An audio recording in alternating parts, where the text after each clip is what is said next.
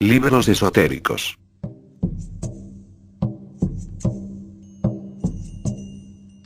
Cartas Rosacruces, las 7 puertas del misterio divino. Introducción. Las cartas Rosacruces jugaron en su momento el papel de manual de iniciación de los llamados por la Orden Rosacruz de Europa para integrarse en sus filas. Prueba de ellos es que fueron redactadas en los primeros idiomas de la Orden, alemán e inglés. Las cartas Rosacruces eran la guía espiritual básica de todo recién iniciado en el primer grado de los misterios de la Orden. En ellas se condensaban las nociones fundamentales que debía comprender y llevar a la práctica todo neófito, si quería ascender con éxito los peldaños de la progresión mística. En definitiva, puede decirse que el texto instruía en lo arcano a quienes habían sido escogidos por la pureza de su corazón y su potencia espiritual. Por esta razón, quizá, el primer y más importante consejo que se da al lector es que para ser científico es preciso ser previamente virtuoso, es decir, que para recibir la luz divina en el corazón y comprender los secretos divinos es condición sine qua non haber penetrado en los dominios del Señor Todopoderoso. Sin comprender esto con el corazón, no se puede iniciar la larga y tortuosa andadura de la transmutación del individuo. Sabiduría divina. Carta primero. No intentes estudiar la más elevada de todas las ciencias si no has decidido de antemano entrar en el sendero de la virtud, porque aquellos que no son capaces de sentir la verdad no comprenderán mis palabras. Únicamente aquellos que entren en el reino de Dios comprenderán los misterios divinos, y cada uno de ellos aprenderá la verdad y la sabiduría solo en la medida de su capacidad para recibir en el corazón la luz divina de la verdad. Para aquellos cuya vida consiste únicamente en la mera luz de su inteligencia, los misterios divinos de la naturaleza no serán comprensibles, porque las palabras que pronuncia la luz no son oídas por sus almas. Únicamente aquel que abandona su propio yo puede conocer la verdad, porque la verdad solo es posible conocerla en la región del bien absoluto. Todo cuanto existe es producto de la actividad del espíritu. La más elevada de todas las ciencias es aquella por cuyo medio aprende el hombre a conocer el lazo de unión entre la inteligencia espiritual y las formas corpóreas. Entre el espíritu y la materia no existen las líneas de separación marcadas, pues entre ambos extremos se presentan todas las gradaciones posibles. Dios es fuego, emitiendo la luz más pura. Esta luz es vida, y las gradaciones existentes entre la luz y las tinieblas se hallan fuera de la concepción humana. Cuanto más nos aproximamos al centro de la luz, tanta mayor es la fuerza que recibimos, y tanto mayor poder y actividad resultan. El destino del hombre es elevarse hasta aquel centro espiritual de luz. El hombre primordial era un hijo de aquella luz. Permanecía en un estado de perfección espiritual muchísimo más elevado que en el presente, en que ha descendido a un estado más material asumiendo una forma corpórea y grosera. Para ascender de nuevo a su altitud primera, tiene que volver atrás en el sendero por el cual descendió. Cada uno de los objetos animados de este mundo obtiene su vida y su actividad gracias al poder del espíritu. Los elementos groseros hállanse regidos por los más sutiles, y estos a su vez por otros que lo son todavía más, hasta llegar al poder puramente espiritual y divino, y de este modo, Dios influye en todo y lo gobierna todo. En el hombre existe un germen de poder divino, germen que desarrollándose, puede llegar a convertirse en un árbol del cual cuelguen frutos maravillosos. Pero este germen puede únicamente desenvolverse gracias a la influencia del calor que radia en torno del centro flamígero del gran sol espiritual, y en la medida en que nos aproximamos a la luz, es este calor sentido. Desde el centro o causa suprema y original, radian continuamente poderes activos, difundiéndose a través de las formas que su actividad eterna ha producido, y desde estas formas radian otra vez hacia la causa primera, dando lugar con esto a una cadena ininterrumpida en donde todo es actividad, luz y vida. Habiendo el hombre abandonado la radiante esfera de luz, se ha hecho incapaz de contemplar el pensamiento, la voluntad y la actividad del infinito en su unidad, y en la actualidad tan solo percibe la imagen de Dios en una multiplicidad de imágenes varias. Así es que él contempla a Dios bajo un número de aspectos casi infinito, pero el mismo Dios permanece uno. Todas estas imágenes deben recordarle la exaltada situación que un tiempo ocupó y a la reconquista de la misma deben tender todos sus esfuerzos. A menos que se esfuerce en elevarse a mayor altura espiritual, irá sumiéndose cada vez más profundamente en la sensualidad, y le será entonces mucho más difícil el volver a su estado primero. Durante nuestra vida terrestre actual nos encontramos rodeados de peligros, y para defendernos nuestro poder es bien poco. Nuestros cuerpos materiales nos mantienen encadenados al reino de lo sensual y 1.000.000 de tentaciones se lanzan sobre nosotros todos los días. De hecho, sin la reacción del espíritu, la acción del principio animal en el hombre rápidamente lo arrastraría al cieno de la sensualidad, en donde su humanidad desaparecería en último resultado. Sin embargo, este contacto con lo sensual es necesario para el hombre, pues le proporciona la fuerza sin la cual no sería capaz de elevarse. El poder de la voluntad es el que permite al hombre elevarse, y aquel en quien la voluntad ha llegado a un tal estado de pureza que es una y la misma con la voluntad de Dios, puede, incluso durante su vida en la tierra, llegar a ser tan espiritual que contemple y comprenda en su unidad al reino de la inteligencia. Un hombre tal puede llevar a cabo cualquier cosa. Porque unido con el Dios universal, todos los poderes de la naturaleza son sus propios poderes, y en él se manifestarán la armonía y la unidad del todo. Viviendo en lo eterno, no se halla sujeto a las condiciones de espacio y de tiempo, porque participa del poder de Dios sobre todos los elementos y poderes que en los mundos visible e invisible existen, y comparte y goza de la gloria, conciencia, de lo que es eterno. Diríjanse todos tus esfuerzos a alimentar la tierna planta de virtud que en tu seno crece. Para facilitar su desarrollo, purifica tu voluntad y no permitas que las ilusiones de la sensualidad y del tiempo te tienten y te engañen. Y cada uno de los pasos que des en el sendero que a la vida eterna conduce, te encontrarás con un aire más puro, con una vida nueva, con una luz más clara, y a medida que asciendas hacia lo alto aumentará la expansión de tu horizonte mental. La inteligencia sola no conduce a la sabiduría. El espíritu lo conoce todo, y sin embargo ningún hombre le conoce. La inteligencia sin Dios enloquece, empieza a adorarse a sí misma y rechaza la influencia del Espíritu Santo. Ah, cuán poco satisfactoria y engañosa es una tal inteligencia sin espiritualidad. Cuán pronto perecerá. El espíritu es la causa de todo, y cuán pronto cesará de brillar la luz de la más brillante de las inteligencias una vez abandonada por los rayos de vida del sol del espíritu. Para comprender los secretos de la sabiduría no basta el especular y el inventar teorías acerca de los mismos. Lo que principalmente se necesita es sabiduría. Solamente aquel que se conduce sabiamente es en realidad sabio, aunque no haya recibido jamás la menor instrucción intelectual. Para poder ver necesitamos tener ojos, y no podemos prescindir de los oídos si queremos oír. Para poder percibir las cosas del espíritu necesitamos el poder de la percepción espiritual. Es el espíritu y no la inteligencia quien da la vida a todas las cosas, desde el ángel planetario hasta el molusco del fondo del océano. Esta influencia espiritual siempre desciende de arriba a abajo, y nunca asciende de abajo arriba, en otras palabras. Siempre radia desde el centro a la periferia, pero jamás de la periferia al centro. Esto explica por qué siendo tan solo la inteligencia del hombre el producto o efecto de la luz del espíritu que brilla en la materia no puede nunca elevarse por encima de su propia esfera de la luz, que procede del espíritu. La inteligencia del hombre será capaz de comprender las verdades espirituales únicamente con la condición de que su conciencia entre en el reino de la luz espiritual. Esta es una verdad que la gran mayoría de las personas científicas e ilustradas no querrán comprender. No pueden elevarse a un estado superior al de las esferas intelectuales creadas por ellas mismas, y consideran todo lo que se halla fuera de ellas como vaguedades y sueños ilusorios. Por lo tanto, su comprensión es oscura, en su corazón residen las pasiones, y no se les permite a ellos el contemplar la luz de la verdad. Aquel cuyo juicio es determinado por lo que percibe con sus sentidos extremos no puede realizar las verdades espirituales. Un hombre dominado por los sentidos se mantiene adherido a su yo individual, el cual es una ilusión, y naturalmente, odia la verdad, porque el conocimiento de la misma destruye su personalidad.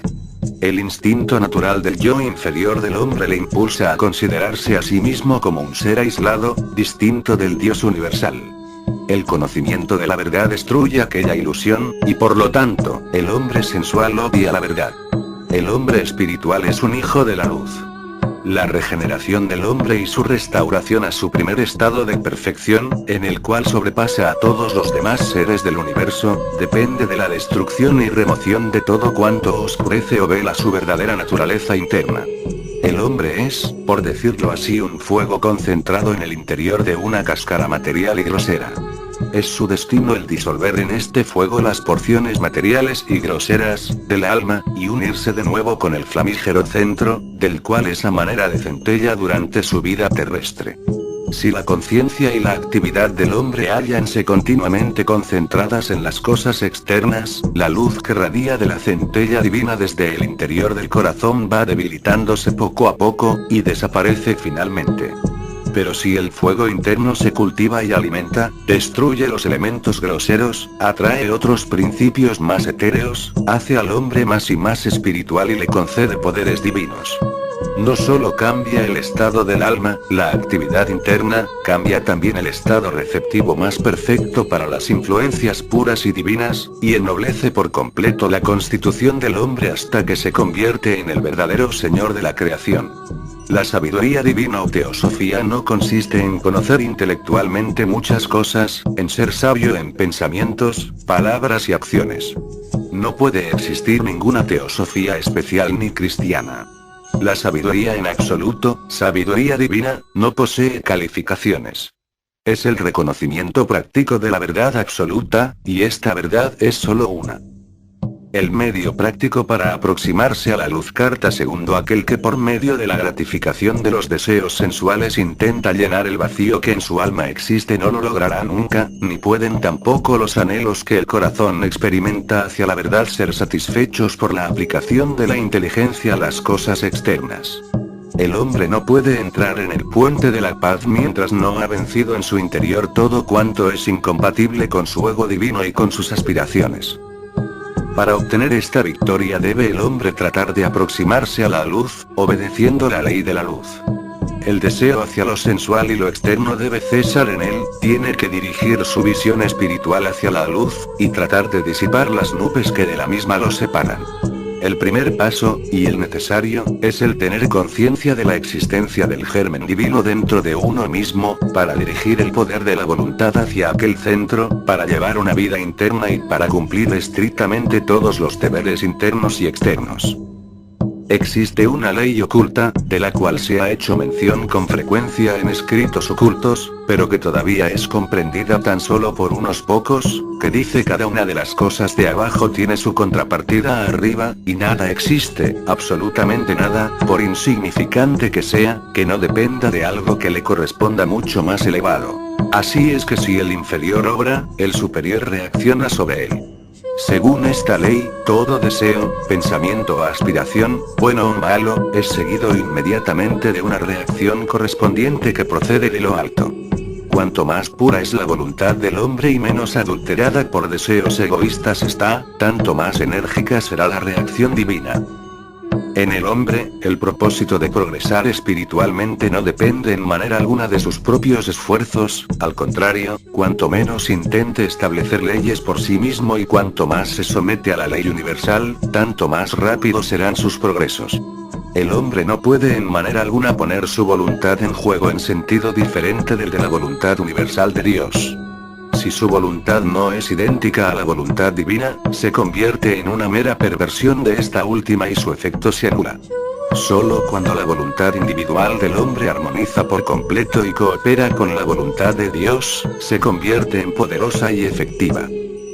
Además, en todos los tiempos han existido entidades celestiales o espirituales que han comunicado con el hombre para transmitirle un conocimiento de verdades espirituales, o para refrescar su memoria cuando semejantes verdades estaban a punto de olvidarse, y establecer así un fuerte lazo de unión entre el hombre intelectual y el hombre divino. Los hombres que son lo suficientemente puros pueden, aún durante esta vida, entrar en comunicación y conocer a estos mensajeros celestiales, pero pocos son lo suficientemente puros y espirituales para lograrlo. Como quiera que sea, es la voluntad y no la inteligencia, la que debe ser purificada y regenerada, y por lo tanto la mejor de las instrucciones es inútil si no posee uno la voluntad para llevarla a la práctica. Y como nadie contra su voluntad puede ser salvado, el deseo más íntimo del corazón debe ser el conocer y el practicar la verdad. Aquel cuya voluntad sea así de buena, logrará el saber y la potencia de la fe verdadera, sin necesidad de ninguna clase de signos externos o de razones lógicas para convencerle de la verdad de aquello que él sabe que es cierto. Únicamente el pretendido sabio del mundo pide semejantes pruebas.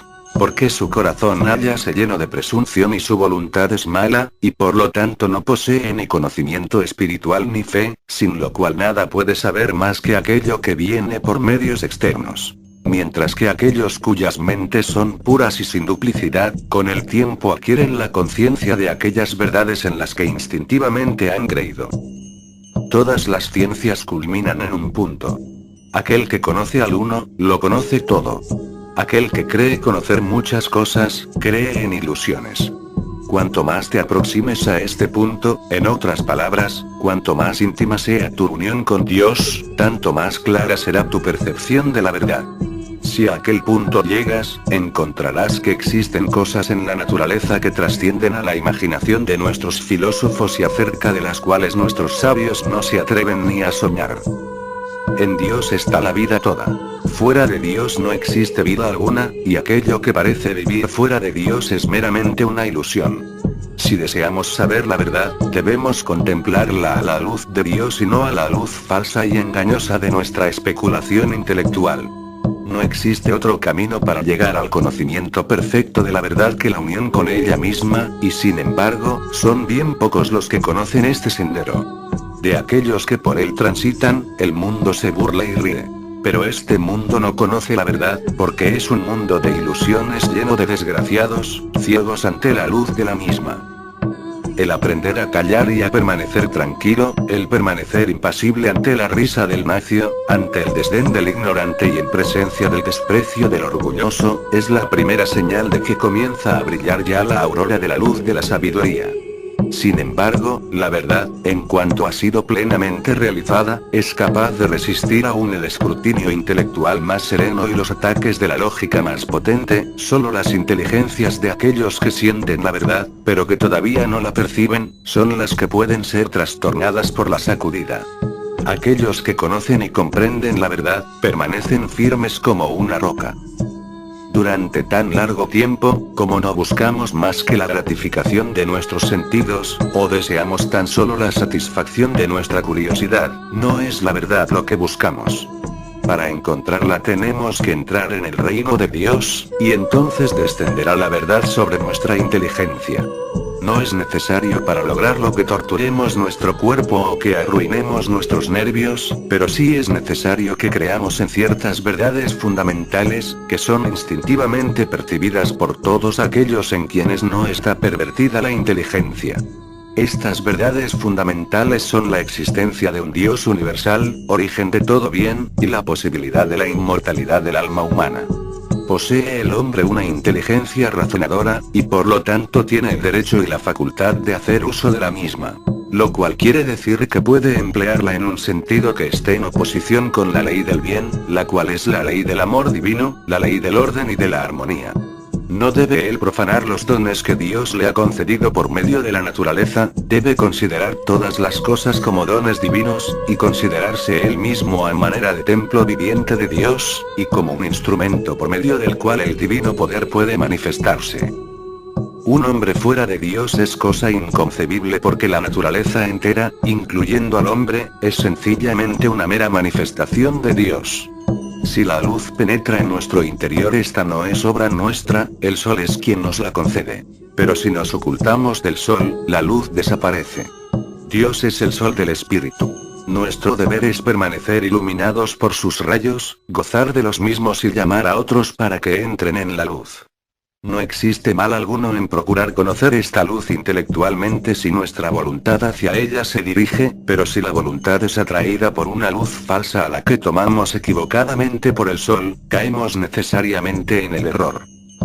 Existe una relación definida y exacta entre la causa de todas las cosas y las cosas que aquella causa ha creado, producido. ¿Puede el hombre, aún en esta vida, llegar al conocimiento de estas relaciones, aprendiendo a conocerse a sí mismo? El mundo en el cual vivimos es un mundo de fenómenos, o sea, de ilusiones, puesto que aquello a lo que se acostumbra calificar como real aparece así únicamente mientras duran ciertas condiciones o relaciones entre el que percibe y el objeto de su percepción. Lo que nosotros percibimos no depende tanto de la cualidad de las cosas que constituyen los objetos de nuestra percepción como de las condiciones de nuestro propio organismo. Si nuestra organización fuese diferente, cada cosa se nos presentaría bajo un aspecto diferente también.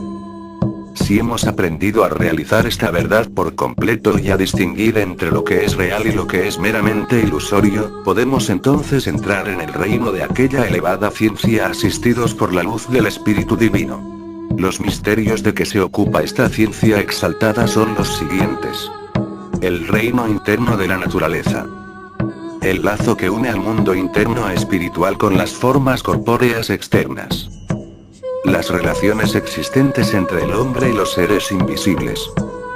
Los poderes ocultos en el hombre por medio de los cuales puede obrar sobre lo interior en la naturaleza. En esta ciencia se hallan contenidos todos los misterios de la naturaleza. Si con corazón puro deseas la verdad, la encontrarás. Pero si tus intenciones son egoístas, pon a un lado estas cartas, porque no serás capaz de comprenderlas, ni en tal caso te reportarán el menor beneficio. Los misterios de la naturaleza son sagrados, pero no los comprenderá aquel cuya voluntad es malvada. Pero si el malvado logra descubrir los misterios de la naturaleza, su luz se convertirá en un fuego consumidor en el interior de su alma, el cual le destruirá, y cesará de existir.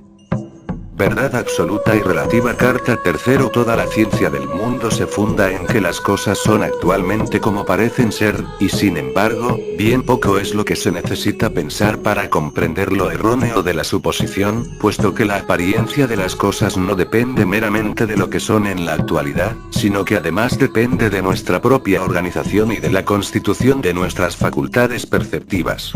El mayor de los obstáculos que en el camino del progreso encuentra el estudiante de las ciencias ocultas es el haberse desarrollado en él la creencia errónea de que las cosas son lo que a él le parecen ser, y a menos que pueda elevarse por encima de esta superstición y considerar las cosas, no desde el mero punto de vista relativo de su ego limitado, sino desde el infinito y el absoluto, no será capaz de conocer la verdad absoluta. Antes de que adelantemos más en nuestras instrucciones respecto al modo práctico de aproximarse a la luz, será necesario que imprimas con más energía en tu mente el carácter ilusorio de todos los fenómenos externos. Todo cuanto el hombre sensual conoce acerca del mundo externo lo ha aprendido por medio de las impresiones que llegan a su conciencia a través de los sentidos. Recibiendo repetida o continuamente semejantes impresiones, comparándolas unas con otras, y tomando aquello que él cree conocer como base para especulaciones acerca de cosas que no conoce, puede tomar ciertas opiniones referentes a cosas que trascienden a su poder de percepción sensual. Pero en cuanto al carácter verdadero o falso de sus opiniones con respecto a cosas internas o externas, puede su opinión ser lo que es únicamente con respecto a él y con relación a otros seres que se hayan constituidos lo mismo que él. En cuanto a todos los demás seres cuyas organizaciones son por completo diferentes de la suya, sus argumentos y especulaciones lógicas no encuentran aplicación, y pueden existir en el universo incalculables millones de seres de organización superior o inferior a la nuestra, pero por completo distinta de ella, para quienes el mundo y cada una de las cosas aparezcan bajo un aspecto diferente por completo, y que todo lo vean según una luz enteramente distinta. Semejantes seres, aún viviendo en el mismo mundo en el que nosotros vivimos, pueden no conocer nada, en absoluto, de este mundo que es el único concebible para nosotros. Y podemos nosotros no saber nada intelectualmente acerca de su mundo, al desear de ser este uno e idéntico con el nuestro, en el cual vivimos. Para poder lanzar una mirada en su mundo necesitamos de la suficiente energía para arrojar de nosotros todos los errores y preocupaciones heredados y adquiridos.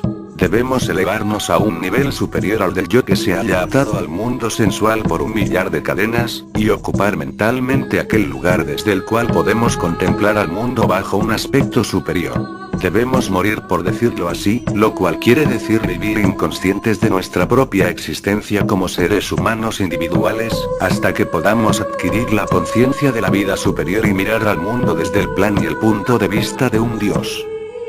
Toda nuestra ciencia moderna es por lo tanto solo ciencia relativa, lo cual equivale a decir que todos nuestros sistemas científicos enseñan únicamente las relaciones que existen entre las cosas externas y mutables y una cosa tan transitoria e ilusoria como es el ser humano y que no es en realidad más que una aparición externa originada por una cierta actividad interna, acerca de la cual nada sabe la ciencia externa. Todos estos conocimientos tan alabados y encomiados, son, por lo tanto, nada más que conocimientos superficiales, refiriéndose únicamente a uno, quizá, de los aspectos infinitos, por medio de los cuales Dios se manifiesta.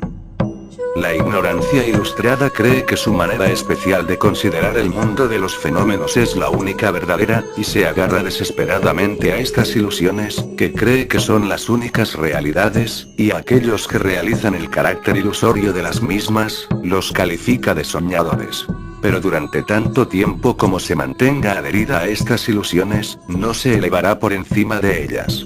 Continuará siendo una ciencia ilusoria.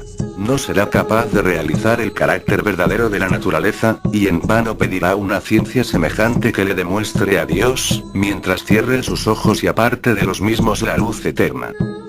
No es, después de todo, en manera alguna, nuestra intención el pedir que la ciencia moderna se coloque en el plano del absoluto, porque en este caso cesaría de ser relativa para las cosas externas, y con respecto a las mismas se convertiría en inútil. Se ha admitido que los colores no son realidades existentes por sí mismas, sino que cierto número de ondulaciones de la luz los originan. Pero este hecho no es impedimento, en manera alguna, para la fabricación de los colores y el empleo útil de los mismos. En cuanto a todas las demás ciencias externas, pueden presentarse argumentos semejantes, y no tienen por objeto las afirmaciones anteriores el desanimar los trabajos de investigación científica puramente externos, sino el instruir a aquellos para los que no es suficiente un mero conocimiento superficial y externo, y también el moderar si es posible, la presunción de todos aquellos que creen saberlo todo, y que, encadenados a sus ilusiones, pierden de vista lo eterno y real, y llegan en su presunción y vanidad ciega hasta el punto de negar su existencia misma. Se admitirá que no es el cuerpo externo quien ve, oye, huele, razona y piensa, sino que es el hombre interno, y para nosotros invisible, quien desempeña estas funciones por medio de los órganos físicos. No existe razón para que creamos que este hombre interno cesa de existir cuando el cuerpo muere. Por el contrario, como veremos después, el suponer una cosa semejante está en contra de la razón. Pero si este hombre interno pierde, gracias a la muerte del organismo físico, el poder de recibir impresiones sensibles del mundo externo, si a consecuencia de la pérdida del cerebro, pierde también el poder de pensar, cambiarán por completo las relaciones mediante las cuales permanecía en el mundo, y las condiciones de su existencia serán por completo distintas de las nuestras. Su mundo no será nuestro mundo, aunque en el sentido absoluto de la palabra ambos mundos son solo uno. Así es que en este mismo mundo pueden existir 1.000.000 de mundos diferentes, con tal de que exista 1.000.000 de seres cuyas constituciones difieran unas de otras. En otras palabras, solo existe una naturaleza, pero puede aparecer quizá bajo un número infinito de aspectos. A cada uno de los cambios de nuestra organización, el antiguo mundo se nos presenta según un prisma distinto. A cada muerte entramos en un mundo nuevo, aunque no es necesariamente el mundo el que cambia, sino únicamente nuestras relaciones con el mismo las que varían gracias a tal suceso. ¿Qué es lo que conoce el mundo acerca de la verdad absoluta? ¿Qué es lo que realmente sabemos? No pueden existir ni sol, ni luna, ni tierra. Ni el fuego, ni el aire, ni el agua pueden tener existencia real.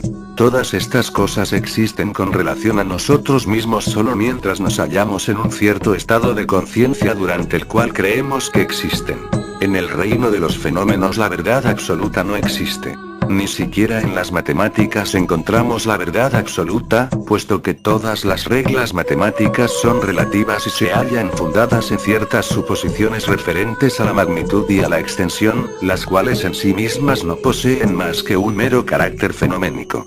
Cámbiense los conceptos fundamentales sobre los que nuestras matemáticas se apoyan, y el sistema entero necesitará un cambio completo.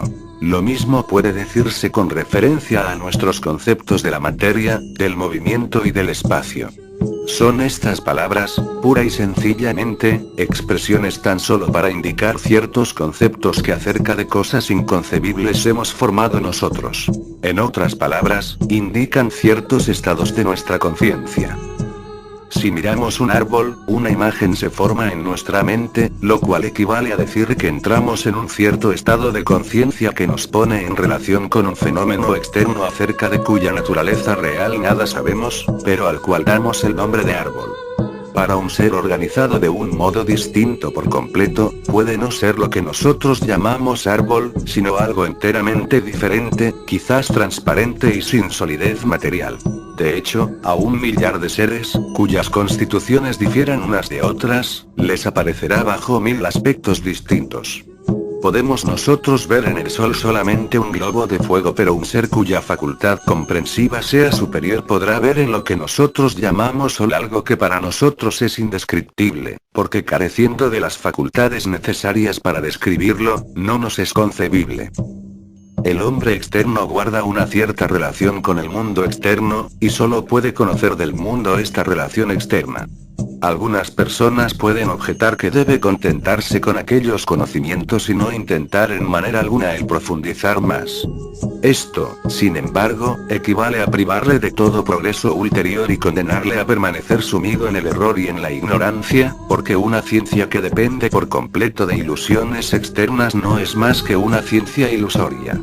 Además, el aspecto externo de las cosas es la consecuencia de una actividad interior y a menos que el verdadero carácter de esta actividad interna se conozca, el carácter verdadero del fenómeno externo no será en realidad comprendido. Además, el hombre real e interno, que reside en la forma externa, mantiene ciertas relaciones con la actividad interna del cosmos, las cuales no son menos estrictas y definidas que las relaciones existentes entre el hombre externo y la naturaleza externa. Y a menos que el hombre conozca las revelaciones que le ligan a aquel poder, en otras palabras a Dios, jamás comprenderá su propia naturaleza divina, y nunca alcanzará el verdadero conocimiento de sí mismo. El enseñar la verdadera relación que existe entre el hombre y el infinito todo, y el elevarle a aquel plano de existencia exaltado que debe ocupar en la naturaleza, es y tiene que ser el único y verdadero objeto de la religión verdadera y de la verdadera ciencia. El hecho de que un hombre haya nacido en una cierta casa o en una cierta ciudad no indica en manera alguna que tenga que permanecer allí durante toda su vida. El hecho de que un hombre permanezca en una condición física, moral o intelectual inferior no impone sobre él la necesidad de permanecer siempre en tal estado y que no pueda hacer ningún esfuerzo para elevarse a mayores alturas. La ciencia más elevada que es posible que exista es aquella cuyo objetivo es el más elevado de todos los conocimientos. Y no puede existir objeto más elevado ni más digno de ser conocido que la causa universal de todo bien. Dios es, por lo tanto, el objeto más elevado de los conocimientos humanos, y nada podemos saber del que no sea la manifestación de su actividad en el interior de nosotros mismos. Obtener el conocimiento del yo equivale a obtener el conocimiento del principio divino dentro de nosotros mismos. En otras palabras, un conocimiento de nuestro propio yo, después de que aquel yo se haya convertido en divino y despertado a la conciencia de su divinidad. Entonces el yo interno y divino reconocerá, por decirlo así, las relaciones que existen entre sí y el divino principio en el universo, si es que podemos hablar de relaciones existentes entre dos cosas que no son dos, sino que son una misma e idénticas. Para expresarnos con más corrección, deberíamos decir, el conocimiento espiritual de sí mismo tiene lugar cuando Dios reconoce su propia divinidad en el hombre. Todo poder, pertenezca al cuerpo, al alma, o al principio inteligente en el hombre, se origina desde el centro, el espíritu. A la actividad espiritual se debe que el hombre vea, sienta, oiga y perciba con sus sentidos externos. En la mayor parte de los hombres esta fuerza espiritual e interna ha despertado solo la potencia intelectual y hecho entrar en actividad los sentidos exteriores. Pero existen personas excepcionales en quienes esta actividad espiritual ha llegado a un grado mucho mayor, y en las cuales se han desenvuelto las facultades más elevadas o internas de la percepción. Semejantes personas pueden en estos casos percibir cosas que para las demás son imperceptibles, y poner en ejercicio poderes que no poseen el resto de los mortales.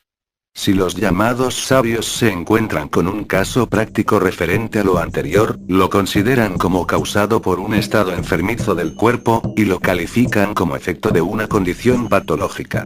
Puesto que es un hecho fundado en la experiencia de todos los días que la ciencia externa y superficial, que nada conoce en absoluto respecto a las leyes fundamentales de la naturaleza, toma continua y equivocadamente las causas como efectos y los efectos como causas.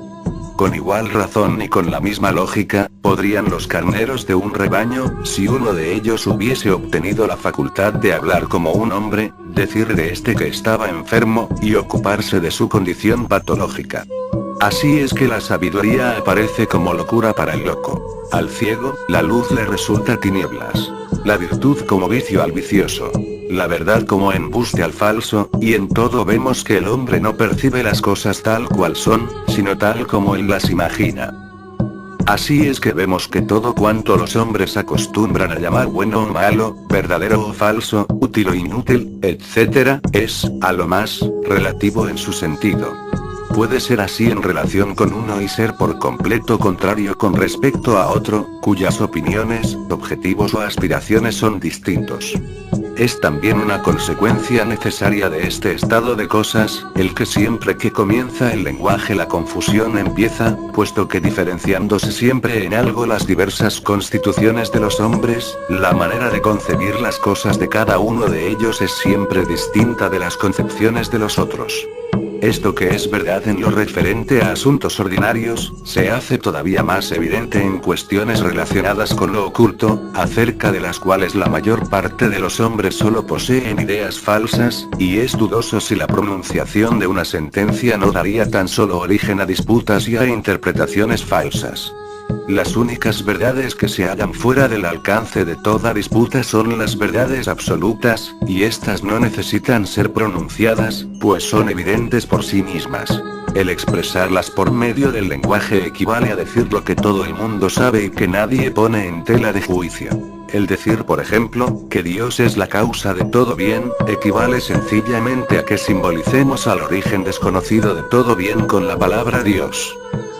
Toda verdad relativa refiérese únicamente a las personalidades inestables de los hombres y nadie puede conocer la verdad en el absoluto, excepto aquel que elevándose por encima de la esfera del yo y del fenómeno llega a la región de lo real, eterno e inmutable. El hacer esto es en cierto sentido morir para el mundo. O lo que es lo mismo, desembarazarse por completo de la noción del yo, el cual es tan solo una ilusión, y llegar a ser uno mismo con lo universal, en cuyo seno ni el menor sentimiento de separación existe. Si estás dispuesto a morir así puedes penetrar por la puerta en el santuario de la ciencia oculta. Pero si las ilusiones de los mundos exteriores, y sobre todo, si la ilusión de tu propia existencia personal te atrae, en vano buscarás el conocimiento de aquello que existe por sí mismo, y que es por completo independiente de toda relación con las cosas. Que es el eterno centro del cual todo procede y al cual todo vuelve, que es el centro flamígero. El Padre, a quien nadie puede acercarse más que el Hijo, la luz, la vida y la verdad suprema. La doctrina secreta carta cuarto. El fundamento de la entera doctrina secreta, fundamento del cual resulta el conocimiento de los más profundos misterios del universo, es tan sencillo que su significación puede comprenderla un niño, pero en razón de su simplicidad es universalmente desdeñado y no comprendido por aquellos que anhelan lo complejo y las ilusiones. Ama a Dios sobre todas las cosas y al prójimo como a ti mismo. Un conocimiento práctico de esta verdad es todo cuanto se requiere para entrar en el templo en donde puede uno obtener la sabiduría divina. No podemos conocer la causa de todo bien a menos que nos aproximemos a ella. Y no podemos aproximarnos a ella, a menos que la amemos y que por nuestro amor seamos a ella atraídos. No podemos amarla a no ser que la sintamos, y no podemos sentirla a menos que exista en nosotros mismos. Para amar al bien, debemos ser nosotros mismos buenos. Para amar al bien sobre todas las cosas, el sentimiento de verdad, el de justicia y el de armonía deben sobrepasar y absorber a cada uno de los otros sentimientos. Debemos cesar de vivir en la esfera del yo, que es la del mal, y empezar a vivir en el seno del elemento divino de la humanidad como en un todo. Debemos amar aquello que es divino en la humanidad, tanto como aquello que dentro de nosotros mismos es divino. Si es alcanzado este estado supremo, en el cual habremos olvidado por completo nuestros egos, el intelectual y el animal, y en el que gracias a nuestro amor a Dios nos habremos convertido en uno mismo con Dios, no existirán entonces secretos ni en los cielos ni en la tierra que sean inaccesibles para nosotros. ¿Qué es el conocimiento de Dios más que el conocimiento del bien y del mal? Dios es la causa de todo bien, y el bien es el origen del mal. El mal es la reacción del bien en el mismo sentido en que las tinieblas son la reacción de la luz. El fuego divino del cual procede la luz no es causa de la menor oscuridad, pero la luz que radia del centro flamígero no puede llegar a manifestarse sin la presencia de las tinieblas, ni, sin la presencia de la luz, serían las tinieblas conocidas. Existen por consiguiente, dos principios. El principio del bien y el principio del mal, brotando ambos de la misma raíz, en la cual no existe, como quiera que sea, mal alguno. Solo reside en ella el bien absoluto e inconcebible. Es el hombre un producto de la manifestación del principio del bien y únicamente en el bien puede encontrar la felicidad, puesto que la condición que necesita todo ser para ser feliz es el vivir en el elemento al cual su naturaleza pertenece. Aquellos que han nacido en el bien serán felices en el bien. Aquellos que han nacido para el mal, nada desearán más que el mal. Aquellos que han nacido en la luz, buscarán la luz, y los que pertenecen a las tinieblas, solo buscarán las tinieblas. Siendo el hombre un hijo de la luz, no será feliz mientras exista en su naturaleza una sombra de tinieblas. El hombre cuyo principio fundamental es el bien no encontrará la paz mientras exista en su interior una chispa tan solo de mal. El alma del hombre es como un jardín, en el cual existen sembradas un número casi infinito de semillas diferentes. Estas semillas pueden dar origen a plantas bellas y saludables o a plantas deformes y nocivas. El fuego del cual estas plantas reciben el calor necesario para su desarrollo es la voluntad. Si la voluntad es buena, desarrollará plantas bellas. Si es mala, dará lugar a que crezcan plantas deformes. El principal objeto de la existencia del hombre en esta tierra es la purificación de la voluntad y el cultivo de la misma hasta que se convierta en una enérgica potencia espiritual.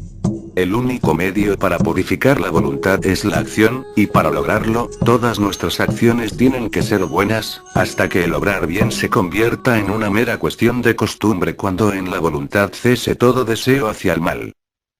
¿De qué provecho sería para ti el conocer intelectualmente los misterios de la Trinidad y el poder hablar sabiamente acerca de los atributos del Logos, si en el altar de tu corazón no ardiese el fuego del amor divino y si la luz del Cristo no brillase en tu templo? Tu inteligencia abandonada por el Espíritu que da la vida se desvanecerá y perecerá, y con ella perecerás tú, a menos que la llama del amor espiritual arda en tu corazón con la luz de la conciencia eterna. Si no estás en posesión del amor hacia el bien, más te vale permanecer sumido en la ignorancia, porque así pecarás ignorantemente y no serás responsable de tus actos. Pero aquellos que la verdad conocen, y que la desprecian a causa de su mala voluntad, son los que sufrirán, puesto que cometen un pecado imperdonable, conscientemente y a sabiendas, el pecado contra la verdad santa y espiritual. Al verdadero Rosacruz, cuyo corazón arde con el fuego del amor divino hacia el bien, la luz de este iluminará su mente, le inspirará buenos sentimientos y le hará llevar a efecto buenas acciones. No necesitará de maestro mortal alguno que le enseñe la verdad, porque se encontrará penetrado por el espíritu de sabiduría, que será su verdadero maestro. Todas las ciencias y artes mundanas son despreciables y pueriles ante la excelencia de esta sabiduría divina. La posesión de la sabiduría del mundo no tiene valor permanente, pero la posesión de la sabiduría divina es imperecedera y eterna. no puede en manera alguna existir la sabiduría divina sin el amor divino, porque la sabiduría es la unión del saber espiritual con el amor espiritual, de lo que resulta el poder espiritual. Aquel que no conoce el amor divino no conoce a Dios, porque Dios es la fuente y el centro flamígero del amor. Y por esto se ha dicho que, aunque penetremos todos los misterios, poseamos el entero saber y hagamos obras buenas, si no poseemos amor divino, no sirve de nada, puesto que únicamente por medio del amor podemos conquistar la inmortalidad. ¿Qué es el amor? Un poder universal que procede del centro del cual el universo ha sido desenvuelto.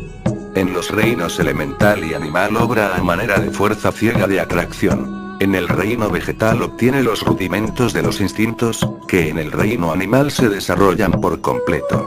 En el reino humano se convierte en pasión, la cual si obra en la dirección de vida, hacia su fuente eterna, elevará al hombre hasta un estado divino. Pero si es pervertida, lo conducirá a la destrucción.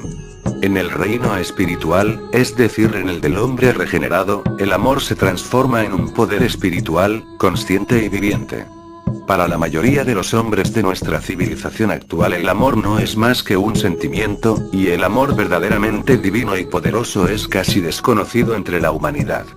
Aquel sentimiento superficial al que los hombres llaman amor es un elemento semi-animal, débil e impotente.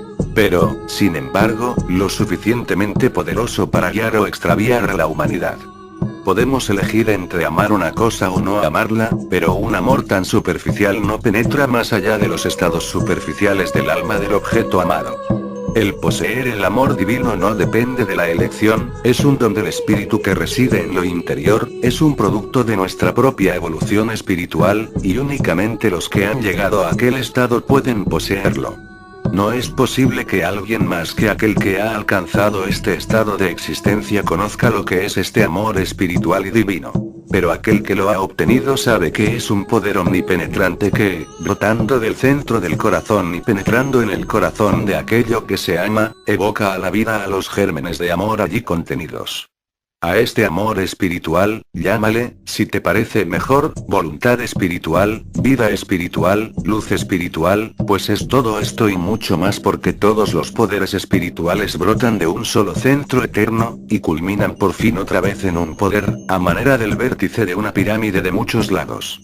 A este punto, a este poder, a este centro, a esta luz, a esta vida, a este todo se le llama Dios, la causa de todo bien, aunque la palabra es un mero vocablo sin significación para aquellos que no están en posesión de ella, y que ni siquiera pueden concebirla, pues ni sienten ni conocen a Dios en sus propios corazones. ¿Cómo podemos obtener este poder espiritual de amar, de buena voluntad, de luz y de vida eterna? No podemos amar una cosa a menos que sepamos que es buena. No podemos conocer si una cosa es buena o mala sin sentirla. No podemos sentirla a menos que nos aproximemos a ella. No podemos aproximarnos a una cosa si no la amamos, y giraríamos eternamente en un círculo vicioso sin acercarnos jamás a la eterna verdad si no fuera por la influencia continua del sol espiritual de verdad, que al centro del corazón humano lanza sus rayos, y atrayéndolo instintiva e inconscientemente, transforma el movimiento circular en movimiento en espiral, arrastrando de este modo, debido a la luz de gracia, a los hombres hacia aquel centro, a pesar y en contra de sus propias inclinaciones. Se ha dicho que la inclinación del hombre hacia el mal es más fuerte que la que experimenta hacia el bien, y esto es indudablemente cierto, puesto que con el estado presente de la evolución del hombre, sus actividades y tendencias animales son todavía muy fuertes, mientras que sus principios más espirituales y elevados no se han desarrollado lo suficiente para poseer la conciencia de sí mismos y la fuerza consiguiente. Pero mientras las inclinaciones animales del hombre son más enérgicas que sus propios poderes espirituales, la luz eterna y divina que le atrae hacia el centro es mucho más poderosa, y a menos que el hombre se resista al poder del amor divino, prefiriendo ser absorbido por el mal, será atraído continua e inconscientemente hacia el centro de amor. Por lo tanto, el hombre, aunque hasta cierto punto es víctima indefensa de poderes invisibles, es, sin embargo, hasta el punto en que hace uso de su razón, un agente libre. Pero hasta que su razón es perfecta no puede ser por completo libre, y su razón puede únicamente convertirse en perfecta si vibra al unísono y en armonía con la razón divina, universal. El hombre por lo tanto solo puede llegar a ser completamente libre obedeciendo la ley. Solo puede existir una razón suprema, una ley suprema, una sabiduría suprema. En otras palabras, un Dios, porque la palabra Dios significa el punto culminante de todos los poderes, tanto espirituales como físicos, que existen en el universo. Significa el centro único, del cual todas las cosas, todas las actividades, todos los atributos, facultades, funciones y principios han procedido, y en el cual todos ellos culminarán por fin. El hombre solo puede esperar la realización de su objeto mientras obre siempre en armonía con la ley universal, puesto que la teoría universalmente reconocida de la supervivencia de los más aptos, y la verdad absoluta de que el fuerte es más fuerte que el débil, son tan ciertas en el reino del espíritu como en el reino de la mecánica.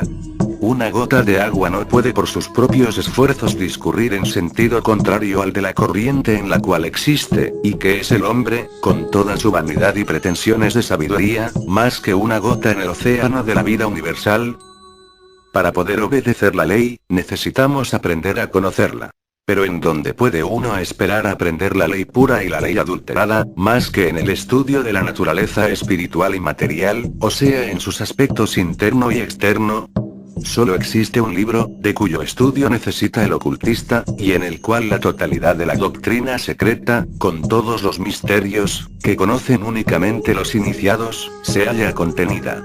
Es un libro que jamás ha sufrido falsificaciones ni traducciones erróneas. Es un libro que nunca ha sido objeto de fraudes piadosos ni de interpretaciones absurdas.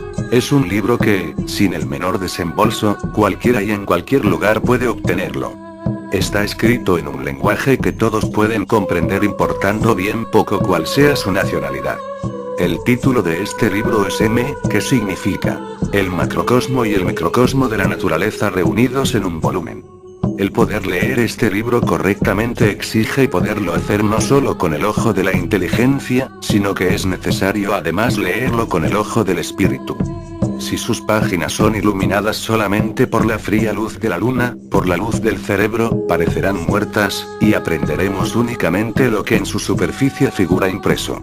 Pero si la luz divina del amor ilumina sus páginas radiando del centro del corazón, comenzarán a vivir y los 7 sellos con que algunos de sus capítulos están sellados, serán rotos, y levantados unos velos tras otros, conoceremos los misterios divinos que el santuario de la naturaleza contiene.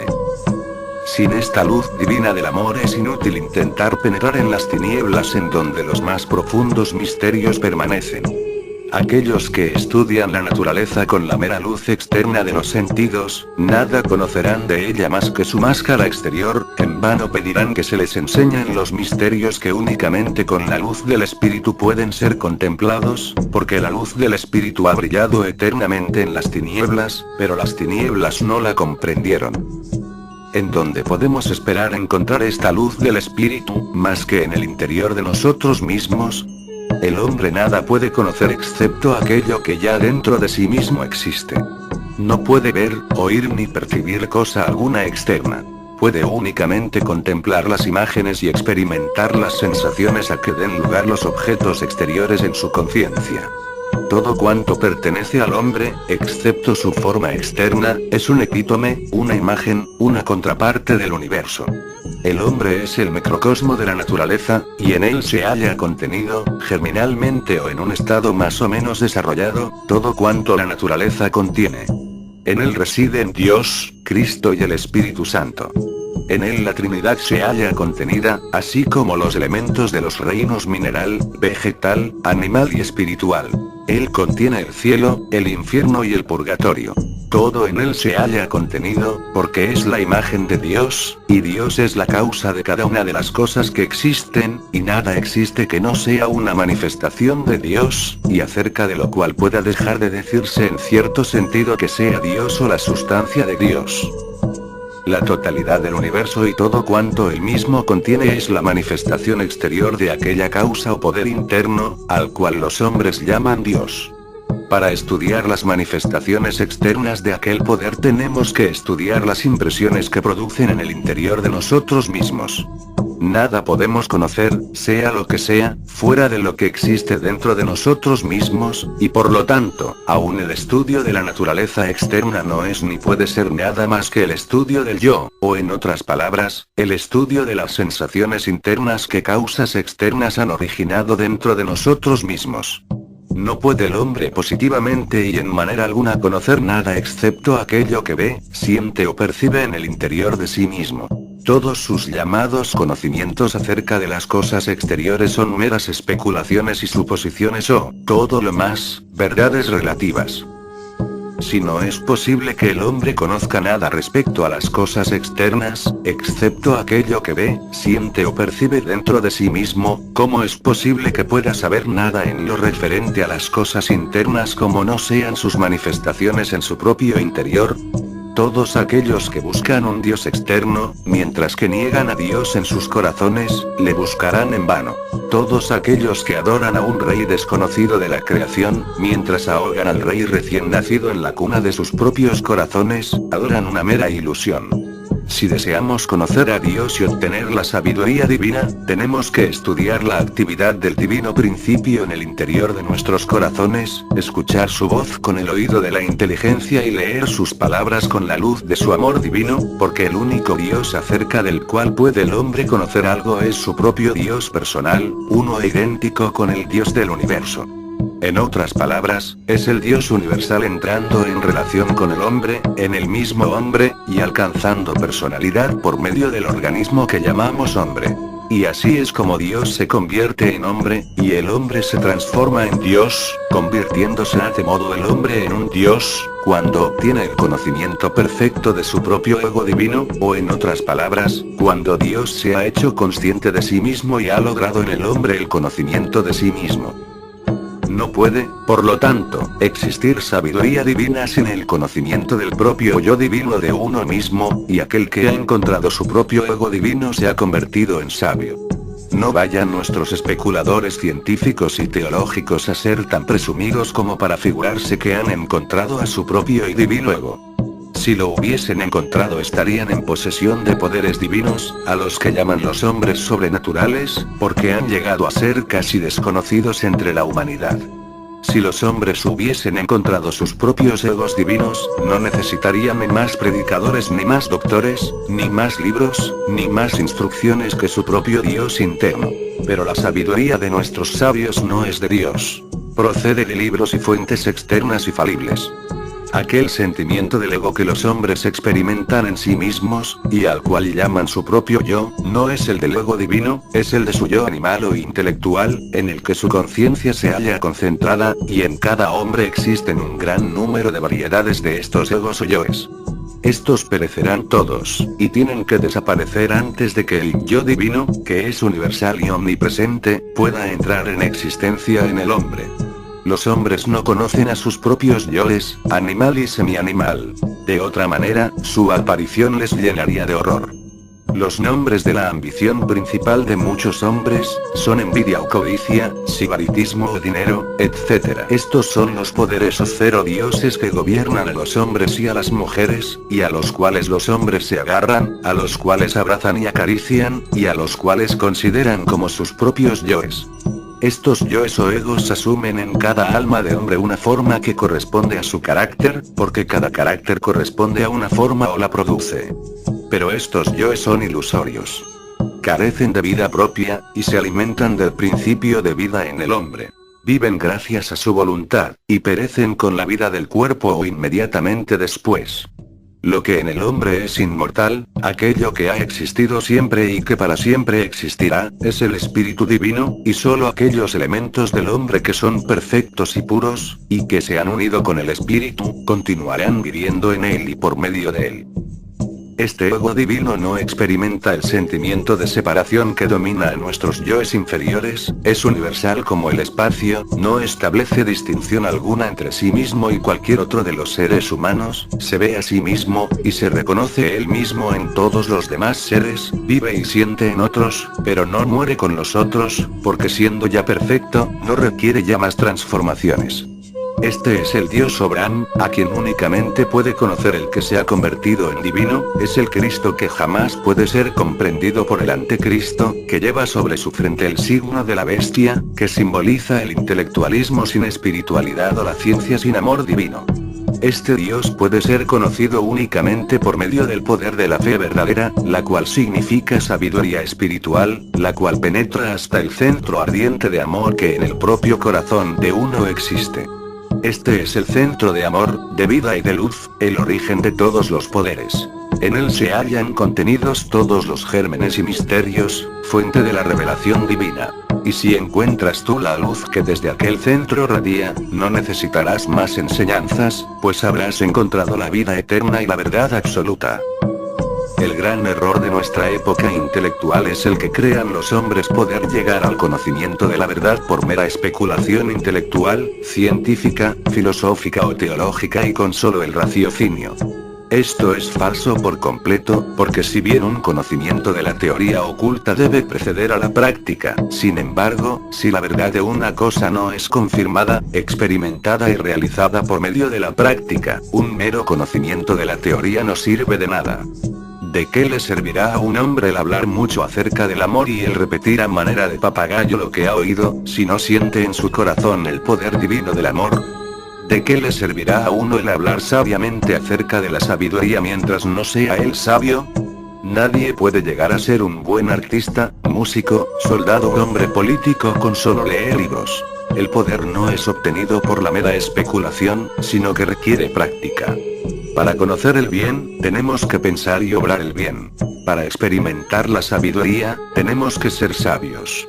Un amor que no encuentra expresión alguna en acciones, no obtiene fuerza.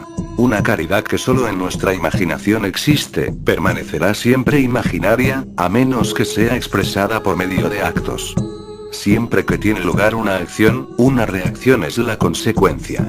Por lo tanto, la práctica de buenas acciones robustecerá nuestro amor al bien, y en donde tal amor exista, se manifestará en forma de acciones buenas. Aquel que obra mal porque no sabe cómo obrar bien es digno de compasión. Pero aquel que sabe cómo obrar bien, y que intelectualmente está convencido de que debe obrar así y sin embargo obra mal, es digno de condena. Es, por lo tanto, peligroso para los hombres el recibir instrucción, en lo que a la vida superior se refiere, durante tan largo tiempo como su voluntad sea mala, puesto que después de saber distinguir entre el bien y el mal, si a pesar de esto escogen el sendero del mal, su responsabilidad es todavía mucho mayor. Estas cartas no hubieran sido jamás escritas si no se hubiese esperado que al menos algunos de los lectores no se limitaran a comprender intelectualmente su contenido, sino que entrarían en el camino práctico, cuya puerta es el conocimiento del yo, que conduce por fin a la unión con Dios, y cuya consecuencia primera es el reconocimiento del principio de la fraternidad universal de la humanidad. Los adeptos carta V en la contestación a mi carta última, has manifestado la opinión de que el exponente de espiritualidad, significando intelectualidad y moralidad combinadas, exigido por nuestro sistema de filosofía es en exceso elevado para que el hombre pueda alcanzarlo, y dudas tú si alguien ha llegado alguna vez a él. Permite que te diga que muchos de aquellos a quienes la Iglesia cristiana llama santos, y otros muchos que no han pertenecido jamás a aquella iglesia y a quienes se acostumbra llamar paganos, han obtenido aquel estado, y por lo tanto han alcanzado poderes espirituales que les han permitido llevar a cabo cosas bien extraordinarias, llamadas milagros. Si examinas la historia de las vidas de los santos, encontrarás en ellas una gran cantidad de cosas grotescas, fabulosas y falsas, puesto que aquellos que escriben las leyendas conocen bien poco o nada acerca de las leyes misteriosas de la naturaleza. Ellos han registrado fenómenos que han tenido lugar, o que por lo menos se cree que han sucedido. Pero no pueden ellos explicar las causas que les han dado origen, y han inventado las explicaciones que les han parecido más probables o creíbles, según su manera de pensar. Pero entre todos estos escombros, encontrarás una gran parte de verdad, lo cual viene a demostrar que aún la misma inteligencia de personas sin ilustración puede ser iluminada por la sabiduría divina, si aquellas personas viven pura y santamente. verás cómo en muchas ocasiones, frailes y monjas, pobres e ignorantes, y según el mundo, sin instrucción, alcanzaron una sabiduría tal, siendo consultados por papas y reyes en asuntos importantes, y cómo muchos de ellos lograron el poder de abandonar sus cuerpos físicos para visitar lugares distantes en sus cuerpos espirituales, formados por la sustancia del pensamiento, y llegaron hasta a aparecer en forma material en puntos remotos. Las ocurrencias de esta especie han sido tan numerosas que, si leemos sus relaciones, cesarán de parecer extraordinarias, y será de todo punto innecesario el mencionar estos casos, puesto que todos ellos son ya bien conocidos. En la vida de Santa Catalina de Siena, en la de San Francisco Javier y en muchos otros libros encontrarás la descripción de semejantes incidentes. La historia profana rebosa también de narraciones referentes a hombres y mujeres extraordinarios, y me limitaré a recordarte la historia de Juana de Arco, que poseyó dones espirituales, y la de Jacobo Boheme, el zapatero ignorante, al cual la sabiduría divina iluminaba. Dudamos de si puede existir nada más absurdo que el intentar arguir y disputar acerca de semejantes cosas con un escéptico materialista que niega que sean posibles. El intentarlo equivaldría a disputar acerca de la existencia de la luz con un ciego de nacimiento, ni puede ningún tribunal de ciegos fallar acerca de si la luz existe o no existe. Sin embargo, ha existido y todavía existe, y podemos darles a los ciegos una idea de la misma, pero no podemos probársela científicamente, durante tanto tiempo como permanezcan ciegos a la razón y a la lógica. En muchos puntos del mundo han sido las gentes degradadas hasta un punto tal por la civilización moderna que ha llegado a ser para ellos completamente incomprensible el que una persona pueda verificar acto alguno, sea el que fuera, excepto con el objeto de ganar dinero, obtener comodidades o por afición al lujo.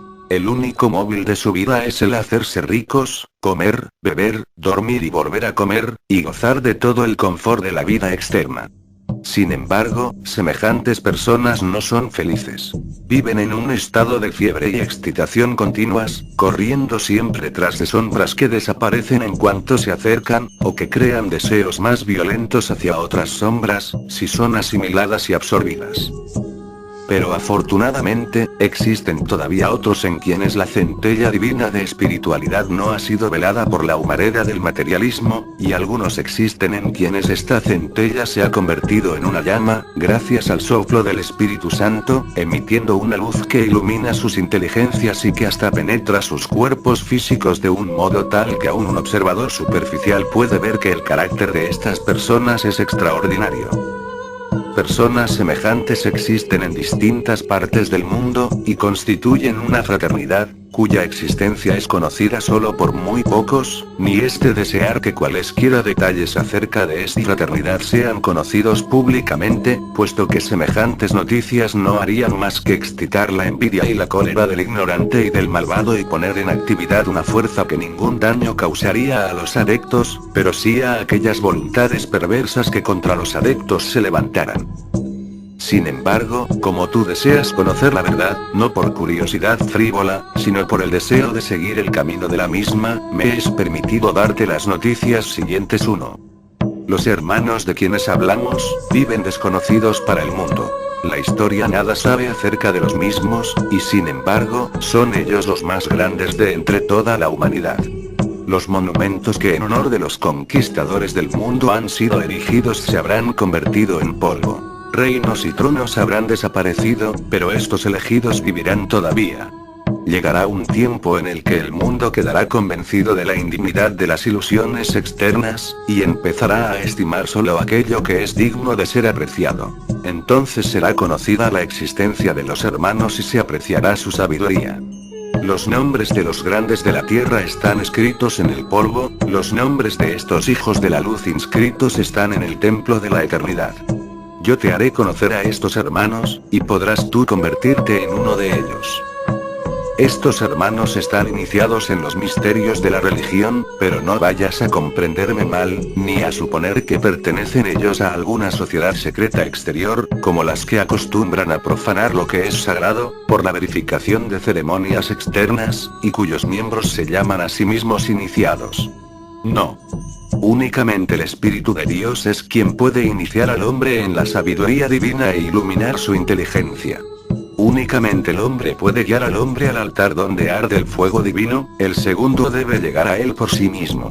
Si desea ser iniciado, debe por sí mismo hacerse digno de obtener dones espirituales, él mismo debe beber en la fuente, que para todos existe, y de la cual nadie es excluido más que aquellos que a sí mismos se excluyan.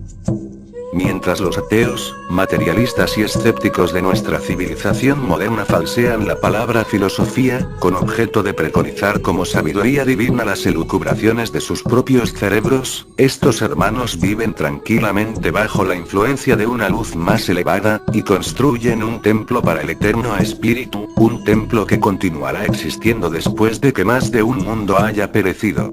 Su trabajo consiste en cultivar los poderes del alma. Ni el torbellino del mundo externo ni sus ilusiones les afectan. Leen las letras vivientes de Dios en el libro misterioso de la naturaleza. Ellos reconocen y gozan de las armonías divinas del universo.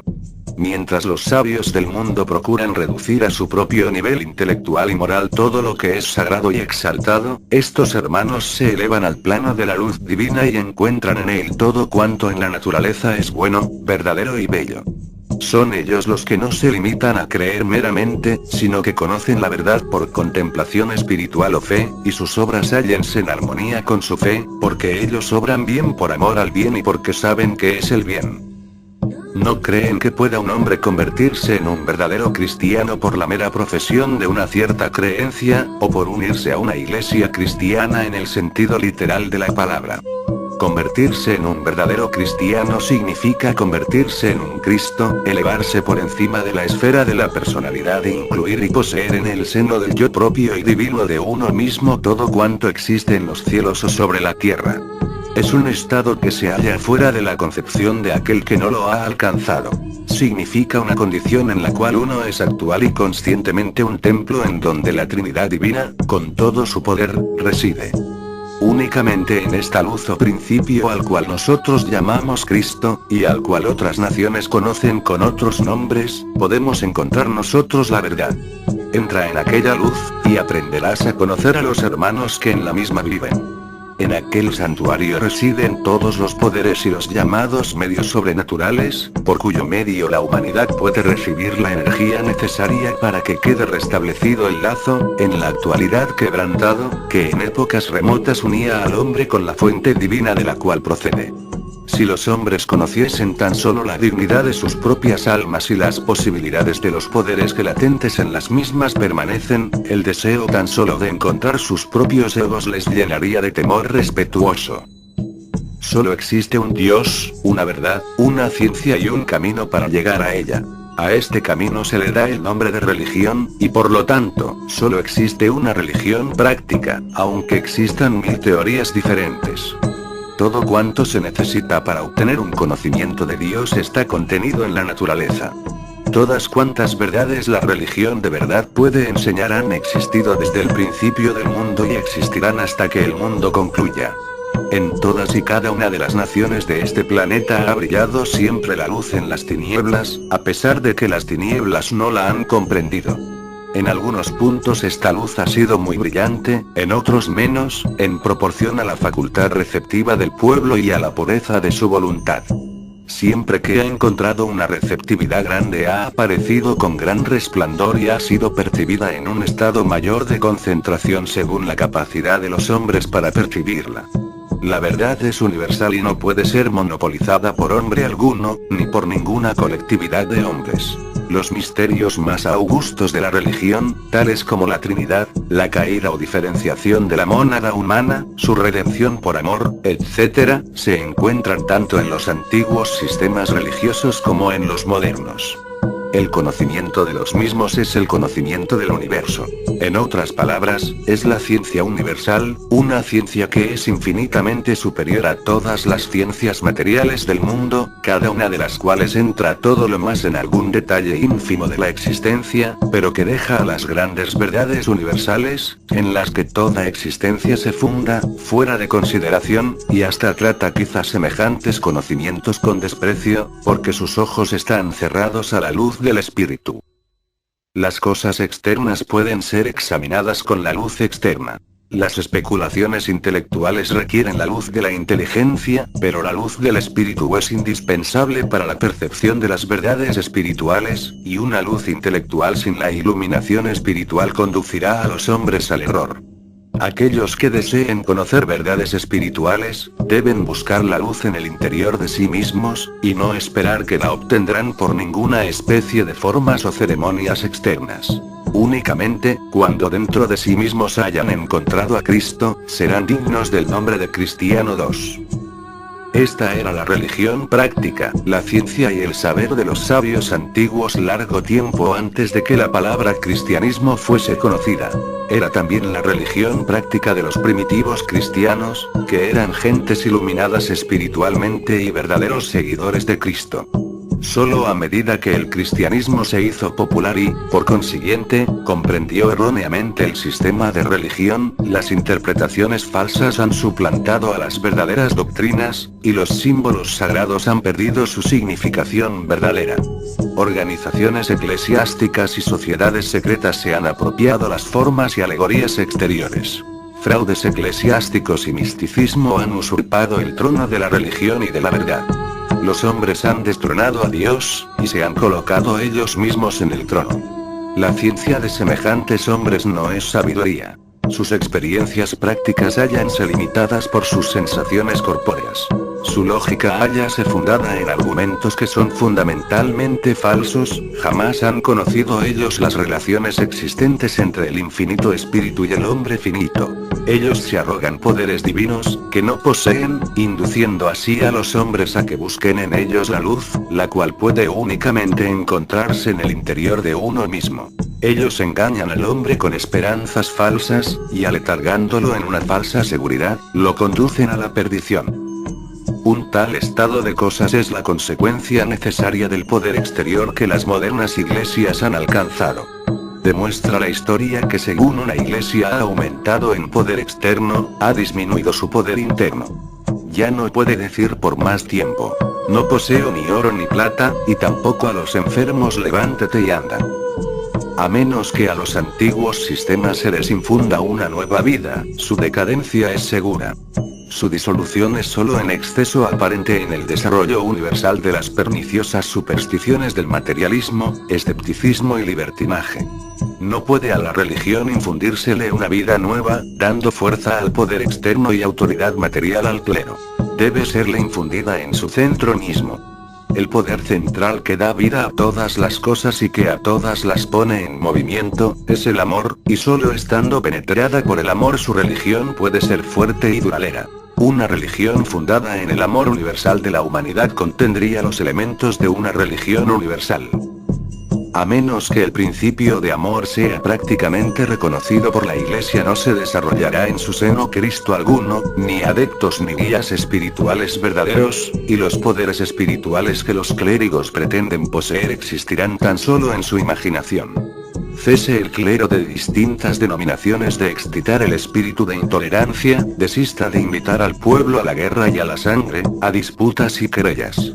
Reconozcan que todos los hombres, pertenezcan a la nación que pertenezcan, y profesen la religión que profesen, tienen un solo origen común, y que un solo destino colectivo es el que les espera, y que todos ellos son fundamentalmente uno, diferenciándose meramente en sus condiciones externas.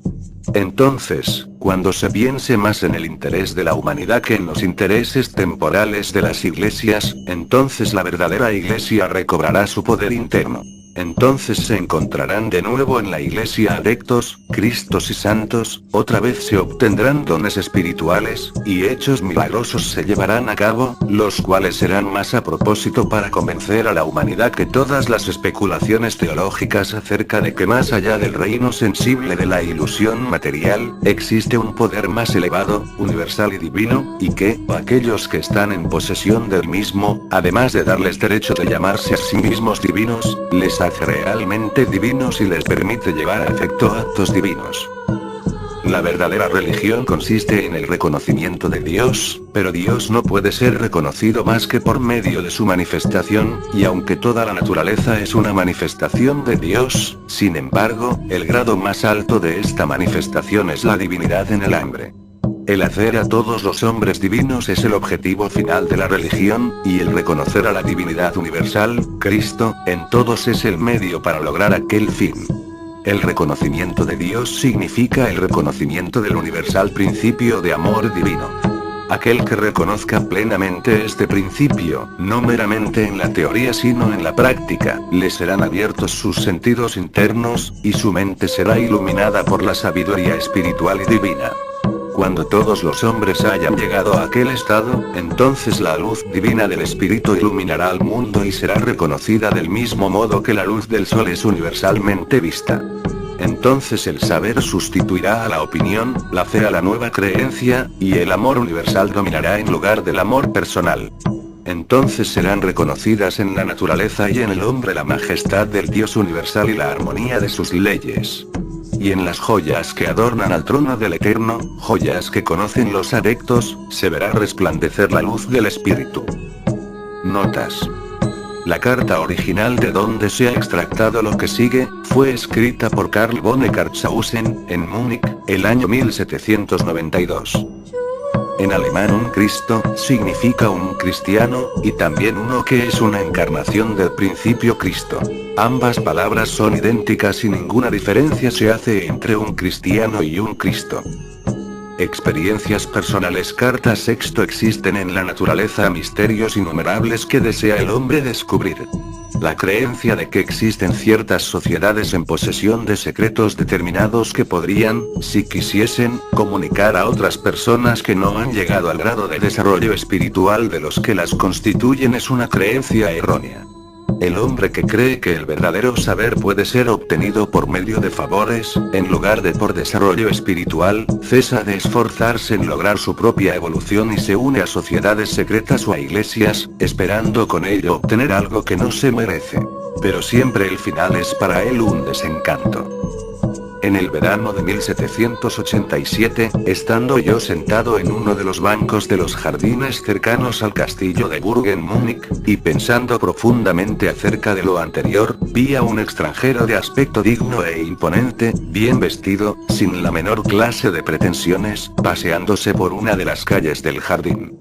Algo había en él que atrajo mi atención. Quizás fue la tranquilidad suprema de su alma que se reflejaba en sus ojos. Su cabello era gris, pero su mirada era tan bondadosa que, cuando pasó por delante de mí, instintivamente llevé la mano al sombrero, saludándome él también de un modo muy amable. Me sentí impulsado a seguirle y a hablarle, pero no teniendo la menor excusa para hacerlo, me contuve, y el extranjero desapareció. Al día siguiente, y poco más o menos a la misma hora, volví al mismo sitio, esperando encontrar de nuevo al extranjero. Estaba allí, sentado en un banco y leyendo un libro. No me atreví a interrumpirle. Paseé durante un rato por el jardín, y cuando volví el extranjero ya no estaba. Sin embargo, había dejado encima del banco un libro pequeño, que me apresuré a coger, esperando poder tener la oportunidad de devolvérselo, y con ello una ocasión para conocerle. Miré el libro, pero no pude leerlo, pues estaba escrito en caracteres caldeos. Solo una breve sentencia, que figuraba en la página del título, estaba escrita en latín, la cual pude leer, y decía: aquel que se levanta temprano en busca de la sabiduría, no tendrá que ir muy lejos para encontrarla, porque la encontrará sentada frente a su puerta. Los caracteres en que estaba impreso el libro eran muy hermosos, de un rojo muy brillante, y la encuadernación del libro era de un azul magnífico. El papel era finísimo, blanco, y parecía emitir todos los colores del arco iris, a manera del nácar. Un olor exquisito penetraba cada una de las hojas de aquel libro, y tenía también un cierre de oro. Durante 3 días consecutivos fui a aquel lugar a las 12, con la esperanza de encontrar allí al extranjero, pero fue en vano. Por fin hice la descripción del personaje a uno de los guardas, y logré saber que se le veía con frecuencia a las 4 de la mañana paseando por la orilla del Isar, cerca de una pequeña cascada, en un sitio llamado Prater. Fui allí al día siguiente, y quedé sorprendido al verle leer otro libro pequeño parecido al que yo había encontrado.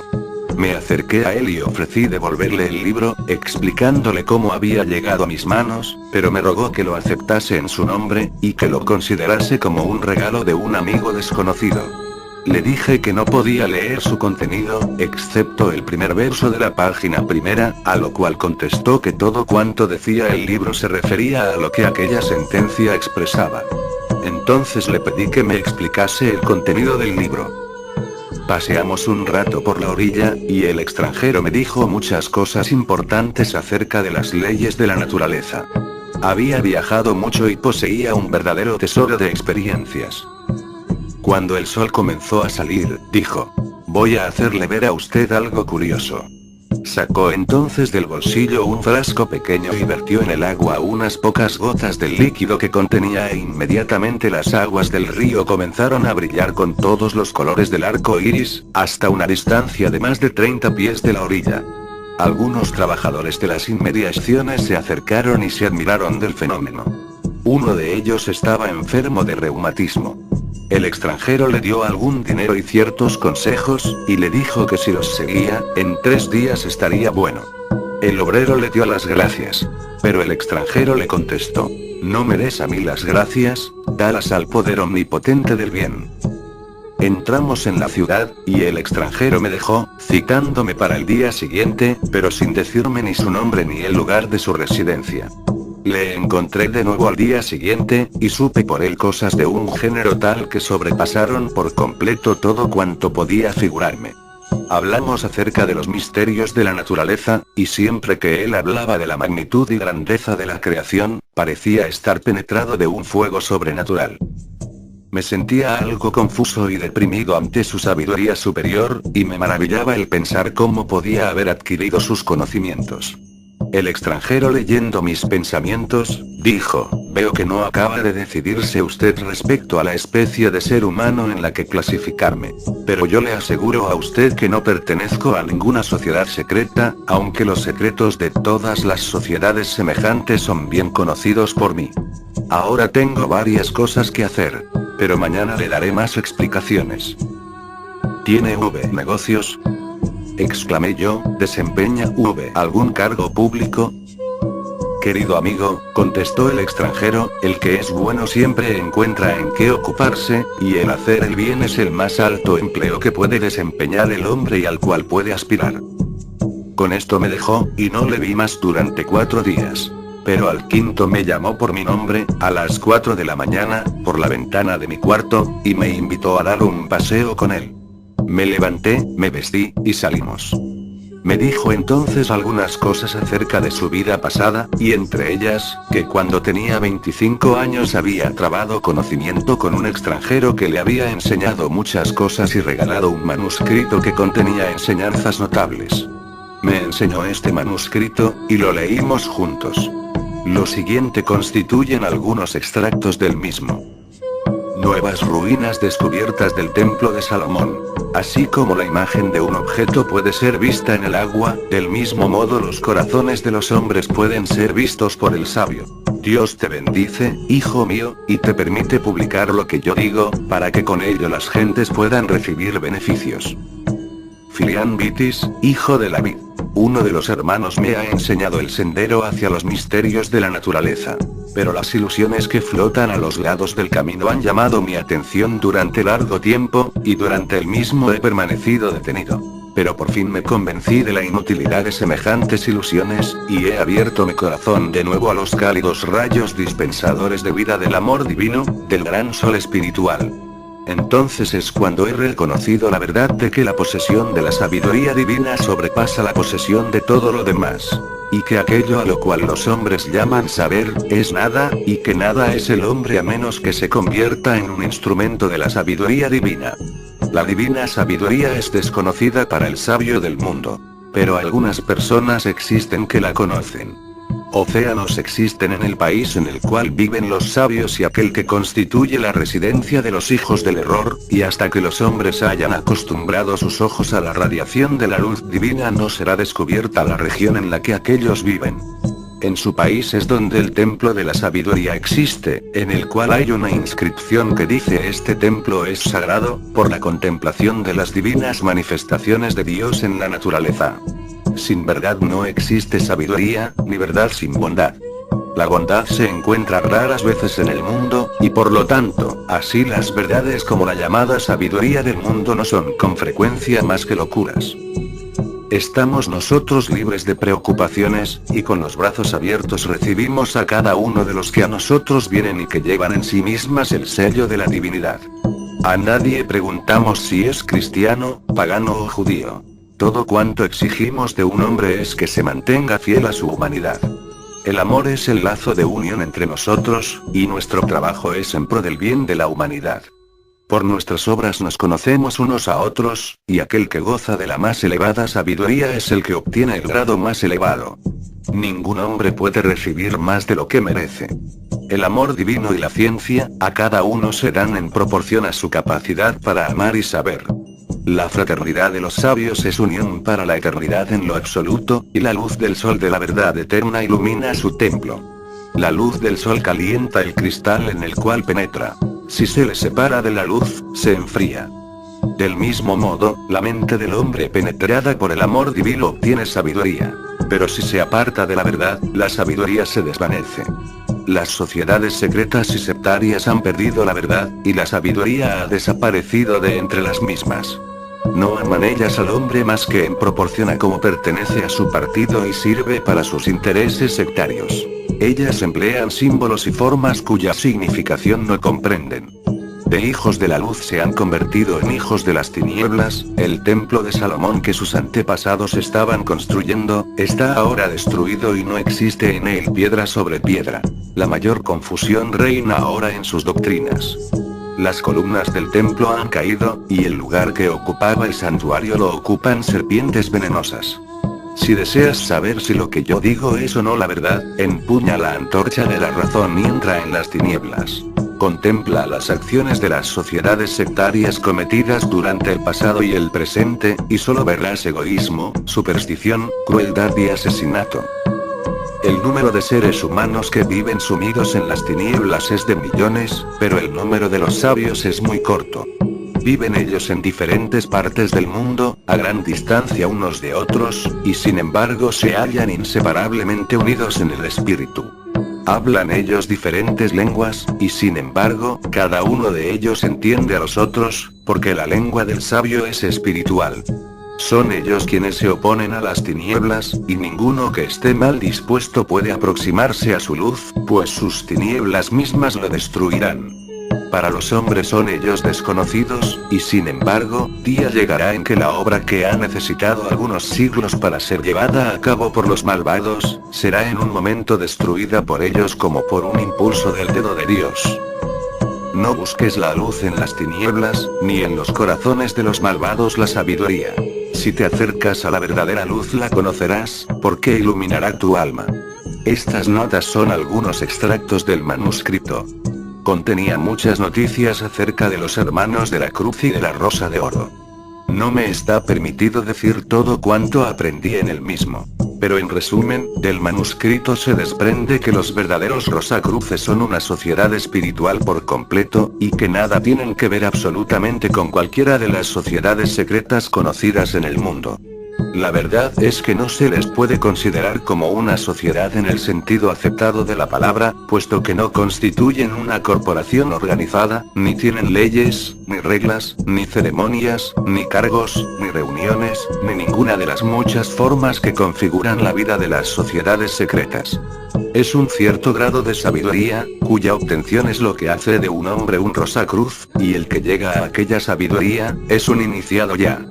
Él es entonces un Rosacruz, porque comprende prácticamente el misterio de la rosa y de la cruz. Este misterio se refiere a la ley de la evolución de la vida, y su conocimiento práctico no puede ser comprendido solo por medios teóricos, especulativos o intelectuales. Inútil es el meditar acerca de cuestiones místicas que se hallan más allá de nuestro horizonte mental. Inútil es el intentar penetrar en los misterios espirituales antes de que nos hayamos espiritualizado. El conocimiento práctico supone práctica, y solo puede ser adquirido por medio de la práctica. Para obtener poder espiritual es necesario practicar las virtudes espirituales de fe, esperanza y caridad. La única manera de llegar a ser sabio es cumplir durante la vida con los deberes de uno mismo. El amar a Dios en toda la humanidad, cumpliendo con el deber, constituye la sabiduría humana suprema, y de esta únicamente puede brotar la sabiduría divina. A medida que en los hombres el amor y la inteligencia aumentan, la fuerza del poder espiritual que a sus corazones eleva en energía aumenta también, y sus horizontes mentales se ensanchan. Lenta y casi imperceptiblemente ábrense los sentidos internos, y los hombres van adquiriendo mayor capacidad receptiva, y cada paso hacia lo alto concede a la visión más ancho campo. Dignas de lástima son aquellas sectas y sociedades que intentan obtener el conocimiento de las verdades espirituales por medio de la especulación filosófica sin la práctica de la verdad.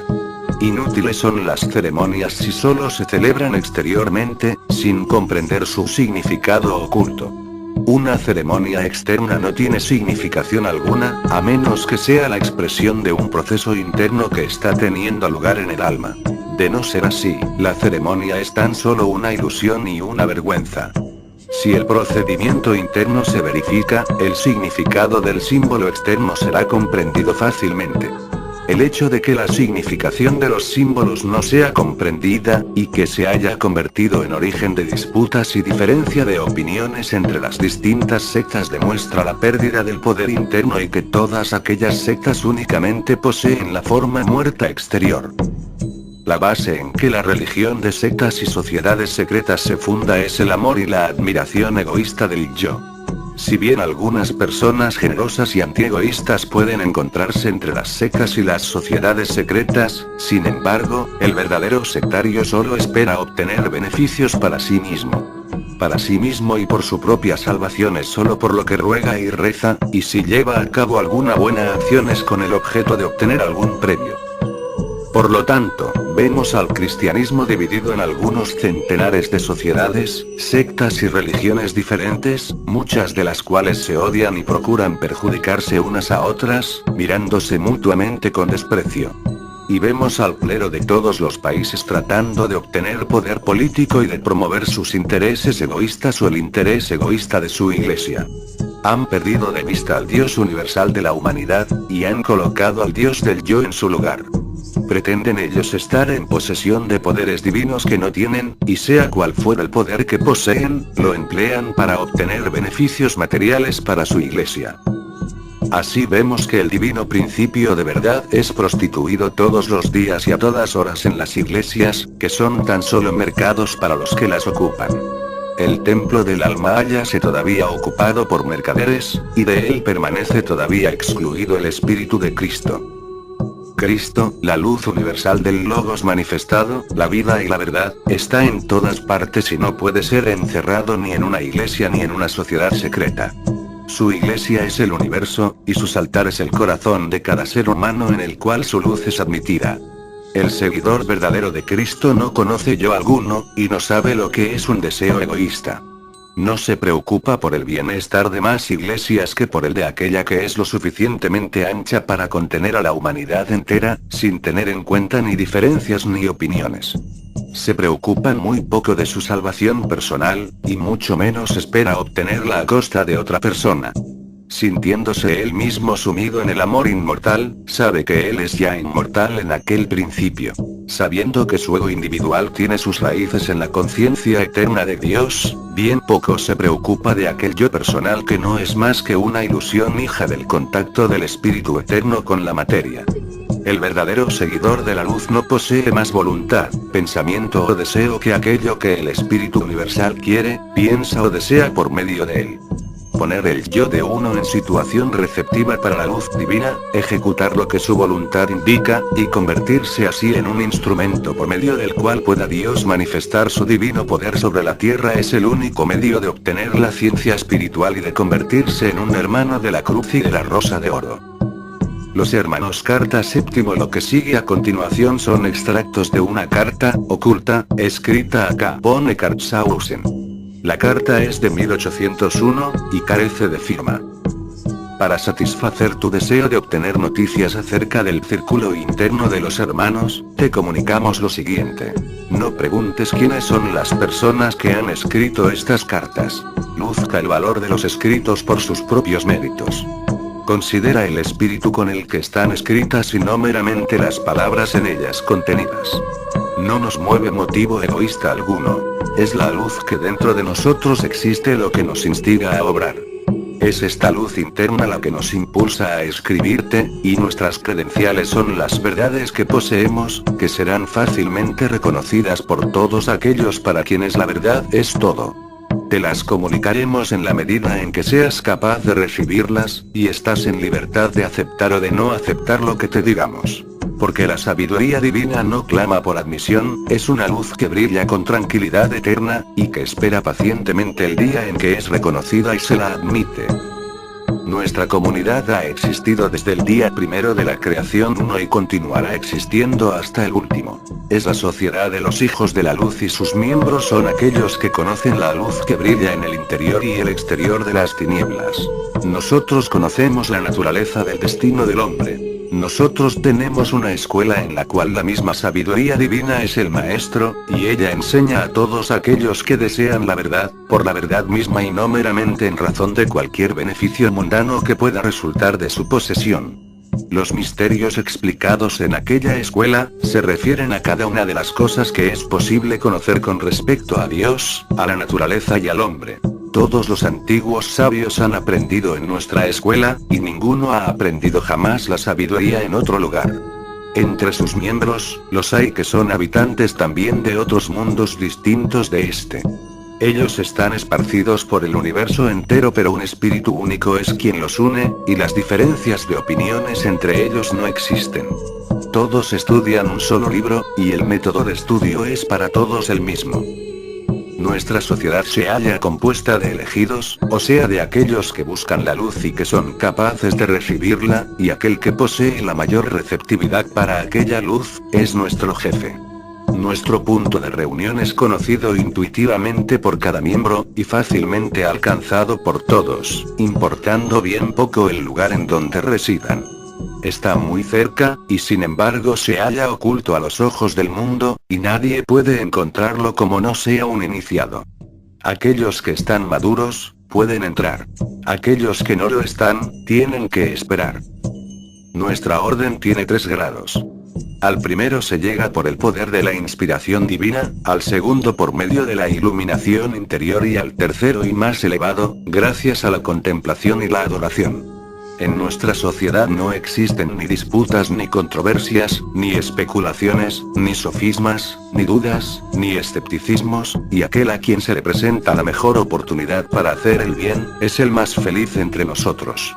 Estamos en posesión de los misterios más grandes, y sin embargo, no somos ninguna sociedad secreta, porque nuestros secretos son un libro abierto para cada uno que se encuentre en disposición de leer en él. El secreto no es debido a tener nosotros poco deseo de enseñar. Débese a la debilidad de aquellos que piden que se les enseñe. Nuestros secretos ni pueden ser comprados por dinero alguno ni pueden ser públicamente demostrados. Son comprensibles únicamente por aquellos cuyos corazones son capaces de recibir sabiduría y amor fraternal y en quienes estos poderes han comenzado a despertar. Aquel en quien el fuego sagrado ha comenzado, es feliz y está contento. Él percibe la causa de las miserias humanas y la necesidad inevitable del mal y de los sufrimientos. Su visión clara le permite ver el fundamento de todos los sistemas religiosos y reconoce a estos últimos como modificaciones de verdades relativas, que no han entrado todavía en equilibrio gracias a no haber obtenido aún los conocimientos necesarios para ello. La humanidad vive en un mundo de símbolos, cuya significación no es comprendida todavía por muchos. Pero se acerca el día en que el espíritu viviente que encierran estos símbolos, será conocido en general y revelados los sagrados misterios. Perfecto conocimiento de Dios, perfecto conocimiento de la naturaleza y perfecto conocimiento del hombre, son las 3 luces que sobre el altar de la verdad iluminan el santuario del templo de la sabiduría. Existe solo una religión fundamental y una fraternidad universal tan solo. formas externas, sistemas y asociaciones religiosas, todo son cáscaras bajo las cuales una porción de la verdad permanece oculta, y estas cosas externas son únicamente verdaderas en la medida en que representan las verdades que en su interior encierran. Son necesarias para todos aquellos que no han obtenido todavía el poder de reconocer la verdad invisible e informe, a menos que un símbolo la represente, y el hacerles comprender poco a poco que la verdad, aunque para ellos invisible, existe, es dar lugar a que en ellos nazca esta creencia que servirá a manera de base desde la cual su fe, o sea su conocimiento espiritual, podrá comenzar a desenvolverse. Pero si las formas externas de un sentimiento religioso representan verdades internas que no existen en aquel sistema, entonces no representan más que mojigangas desvergonzadas. Existen tantos errores como formas y teorías existen, porque las teorías pueden ser solo relativamente ciertas, y siendo infinita la verdad absoluta, no puede ser circunscrita a una forma limitada. Los hombres han tomado equivocadamente la forma por el espíritu, el símbolo por la verdad, y de esta equivocación han brotado errores infinitos. Estos errores no pueden ser corregidos por medio de denuncias, ni con ardientes controversias, ni asumiendo una actitud hostil contra aquellos que viven en el error. Las tinieblas no pueden ser desvanecidas combatiéndolas con armas.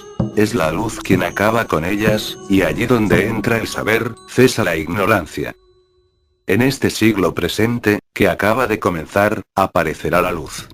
Cosas ocultas durante siglos serán conocidas, muchos velos serán descorridos, y será revelada la verdad que existe en la forma y más allá de ella. La humanidad como un todo se acercará más a Dios. No podemos decirte ahora por qué tendrá lugar esto en este siglo. Nos limitaremos únicamente a decir que para cada una de las cosas existe su tiempo y su lugar correspondiente, y que todas las cosas en el universo se hallan reguladas por una ley divina de orden y de armonía. Primero vino el símbolo que contenía la verdad, vino después la explicación del símbolo, y después de esto, la verdad misma será recibida y conocida. No de otra manera un árbol se le ve y se le percibe después que de la semilla ha brotado, siendo la semilla el símbolo en el cual su entero carácter permanecía sintetizado. Nuestro deber es prestar ayuda al nacimiento de la verdad, y abrir las cáscaras en las cuales la verdad se halla contenida, reavivando en todas partes los jeroglíficos muertos. Hacemos nosotros esto, no por nuestro propio poder, sino gracias al poder de la luz, que obra en nosotros a manera de instrumento. Nosotros no pertenecemos a secta alguna, no tenemos otra ambición que satisfacer, no deseamos ser conocidos, ni somos de aquellos a quienes disgusta el presente estado de cosas en el mundo y que desean gobernar para imponer sobre la humanidad sus opiniones. No existe persona ni partido alguno que influya sobre nosotros, ni esperamos premio personal por nuestros trabajos. Poseemos una luz, que nos permite conocer los misterios más profundos de la naturaleza, y un fuego poseemos que es el que nos alimenta, y por medio del cual podemos obrar sobre todas cuantas cosas en la naturaleza existen. Poseemos las claves para todos los secretos, y el conocimiento del lazo que une nuestro planeta con los otros mundos. Nuestra ciencia es una ciencia universal, porque abraza el universo entero, y su historia comienza con el día primero de la creación. Estamos en posesión de todos los antiguos libros de sabiduría. Todo en la naturaleza se halla sujeto a nuestra voluntad, porque nuestra voluntad es una con la del Espíritu Universal, que es la potencia motriz del universo entero, y el origen eterno de toda vida. No necesitamos de informe alguno, ya sea de hombres, ya sea de libros, porque tenemos el poder de percibir todo cuanto existe, y el de leer en el libro de la naturaleza, libro en el cual no existen errores. En nuestra escuela se enseña todo, porque la luz que ha producido todas las cosas es nuestro maestro. Podemos hablarte de lo más maravilloso que conocemos nosotros, lo cual está tan por completo fuera del alcance aún del filósofo más erudito de nuestros tiempos como lo está el sol de la tierra, pero que está tan cercano a nosotros como lo está la luz del espíritu del cual emana. Pero no es nuestra intención el excitar tu curiosidad. Deseamos crear dentro de ti la sed de sabiduría y el hambre de amor fraternal, a fin de que puedas abrir tus ojos a la luz, y contemplar por ti mismo la verdad divina. No nos corresponde a nosotros el acercarnos a ti y abrir tu entendimiento. Es el poder de la verdad misma el que entra en el corazón. Es el desposado divino del alma quien llama a la puerta, y muchos son los que no lo quieren admitir porque se encuentran sumidos en las ilusiones de la existencia externa. ¿Deseas llegar a ser un miembro de nuestra sociedad? Si es así, penetra en tu corazón. ¿Deseas conocer a los hermanos? Si es así, aprende a conocer a la divinidad manifestándose por sí misma dentro de tu propia alma. Busca dentro de ti aquello que es perfecto, inmortal y no está sujeto a cambio alguno, y cuando lo hayas encontrado, habrás entrado en nuestra sociedad y nos conocerás a nosotros. En nuestro círculo no pueden admitirse imperfecciones de ningún género, y antes de que puedas entrar en él tienes que arrojar de ti todas las imperfecciones de tu naturaleza. Los elementos corruptibles de tu interior deben ser consumidos por el fuego del amor divino. Debes ser bautizado con el agua de la verdad, y estar revestido de una sustancia incorruptible que es producida por pensamientos puros. El interno sensorium debe ser abierto a la percepción de las verdades espirituales, e iluminada la mente por la sabiduría divina. Entonces se desarrollarán dentro de tu propia alma grandes poderes, ahora para ti desconocidos, y podrás entonces vencer el mal. Tu entero ser será restaurado y transformado en un ser de luz, y tu cuerpo servirá de mansión para el Espíritu Divino. ¿Preguntas tú, cuáles son nuestras doctrinas? No tenemos ninguna para proclamar, porque cualquiera que sea la que presentemos, no puede ser para ti más que una opinión dudosa, durante tanto tiempo como carezcas del conocimiento de ti mismo. Este conocimiento tiene que ser obtenido por medio de la instrucción externa y debe ir desarrollándose dentro de ti mismo. Interroga al Espíritu Divino en tu interior, abre tus sentidos internos a la comprensión de lo que dice, y contestará a tus preguntas. Todo cuanto podemos hacer es darte algunas teorías para que las consideres y examines. No para que las creas meramente porque proceden de nosotros, sin examinarlas antes y quedar de ellas satisfecho, sino para que puedan servirte a manera de jalones y señales durante tus excursiones por el laberinto del examen propio. Una de las proposiciones que deseamos someter a tu consideración es que la humanidad, como un todo, no será feliz de un modo permanente hasta que haya absorbido el espíritu de la sabiduría divina y del amor fraternal. Cuando esto tenga lugar, las coronas de los que rigen el mundo serán razón pura y no adulterada, sus cetros serán amor. Serán ungidos con poder para libertar a los pueblos de la superstición y de las tinieblas, y las condiciones externas de la humanidad mejorarán después de que haya tenido lugar el perfeccionamiento interno. La pobreza, el crimen y la enfermedad desaparecerán entonces. Otra proposición es que una de las causas por las que no son los hombres más espirituales e inteligentes, se debe a la grosería y densidad de las partículas materiales que componen sus cuerpos, que impiden la libre acción del elemento espiritual en ellos contenido, y que cuanto más groseramente vivan, y cuanto más se dejen dominar por los placeres sensuales, animales y semianimales, tanto menos serán capaces de lanzarse en pensamiento a las regiones superiores del mundo ideal y de percibir las eternas realidades del espíritu. Mira las formas humanas que por las calles encuentras, repletas de carne llena de impurezas animales y con el sello de la intemperancia y de la sensualidad impresos en sus rostros, y pregúntate a ti mismo, si están o no adaptadas para las manifestaciones internas de la sabiduría divina. También decimos nosotros que espíritu es sustancia, realidad. Sus atributos son indestructibilidad, impenetrabilidad y duración. Materia es una agregación, que produce la ilusión de la forma. Es divisible, penetrable, corruptible, y está sujeta a cambios continuos. El reino espiritual es un mundo indestructible actualmente existente, cuyo centro es el Cristo, el Logos, y sus habitantes son poderes conscientes e inteligentes. El mundo físico es un mundo de ilusiones, que no contiene verdad absoluta alguna. Cada una de las cosas existentes dentro del mundo externo son solo relativas y fenoménicas. Es este mundo, por decirlo así, la pintura sombría del mundo interno y real, producida por la luz del espíritu viviente que obra en el interior y en el exterior de la materia animada.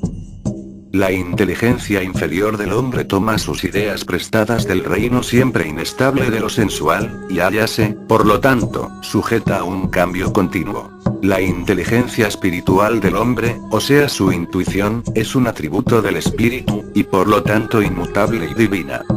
cuanto más etéreas, refinadas y movibles sean las partículas que el organismo físico del hombre constituyen, con tanta mayor facilidad penetrará en ellas la luz divina de la inteligencia y la sabiduría espiritual. Un sistema racional de educación tiene que fundarse en un conocimiento de la constitución física, psíquica y espiritual del hombre, y será únicamente posible el día en que sea conocida por completo la entera constitución del hombre, y no meramente el aspecto material de la misma, sino además su aspecto espiritual. El aspecto externo de la constitución humana puede ser estudiado valiéndose de métodos externos, pero el conocimiento de su organismo invisible puede solo ser obtenido por medio de la introspección y del estudio de sí mismo. El más importante consejo que tenemos para darte es, por lo tanto, aprende a conocer tu propio yo. Las proposiciones anteriores son suficientes para que las medites y examines a la luz del espíritu, hasta que recibas más enseñanzas. Notas. Se dice que aquellos hijos de Manu, nacidos de la mente que no procrearon, y cuya misión fue instruir a la humanidad, formaron la primera sociedad oculta, y que todos los adeptos, desde entonces, trazan su descendencia a uno y a otro de los hijos de la mente del primer señor.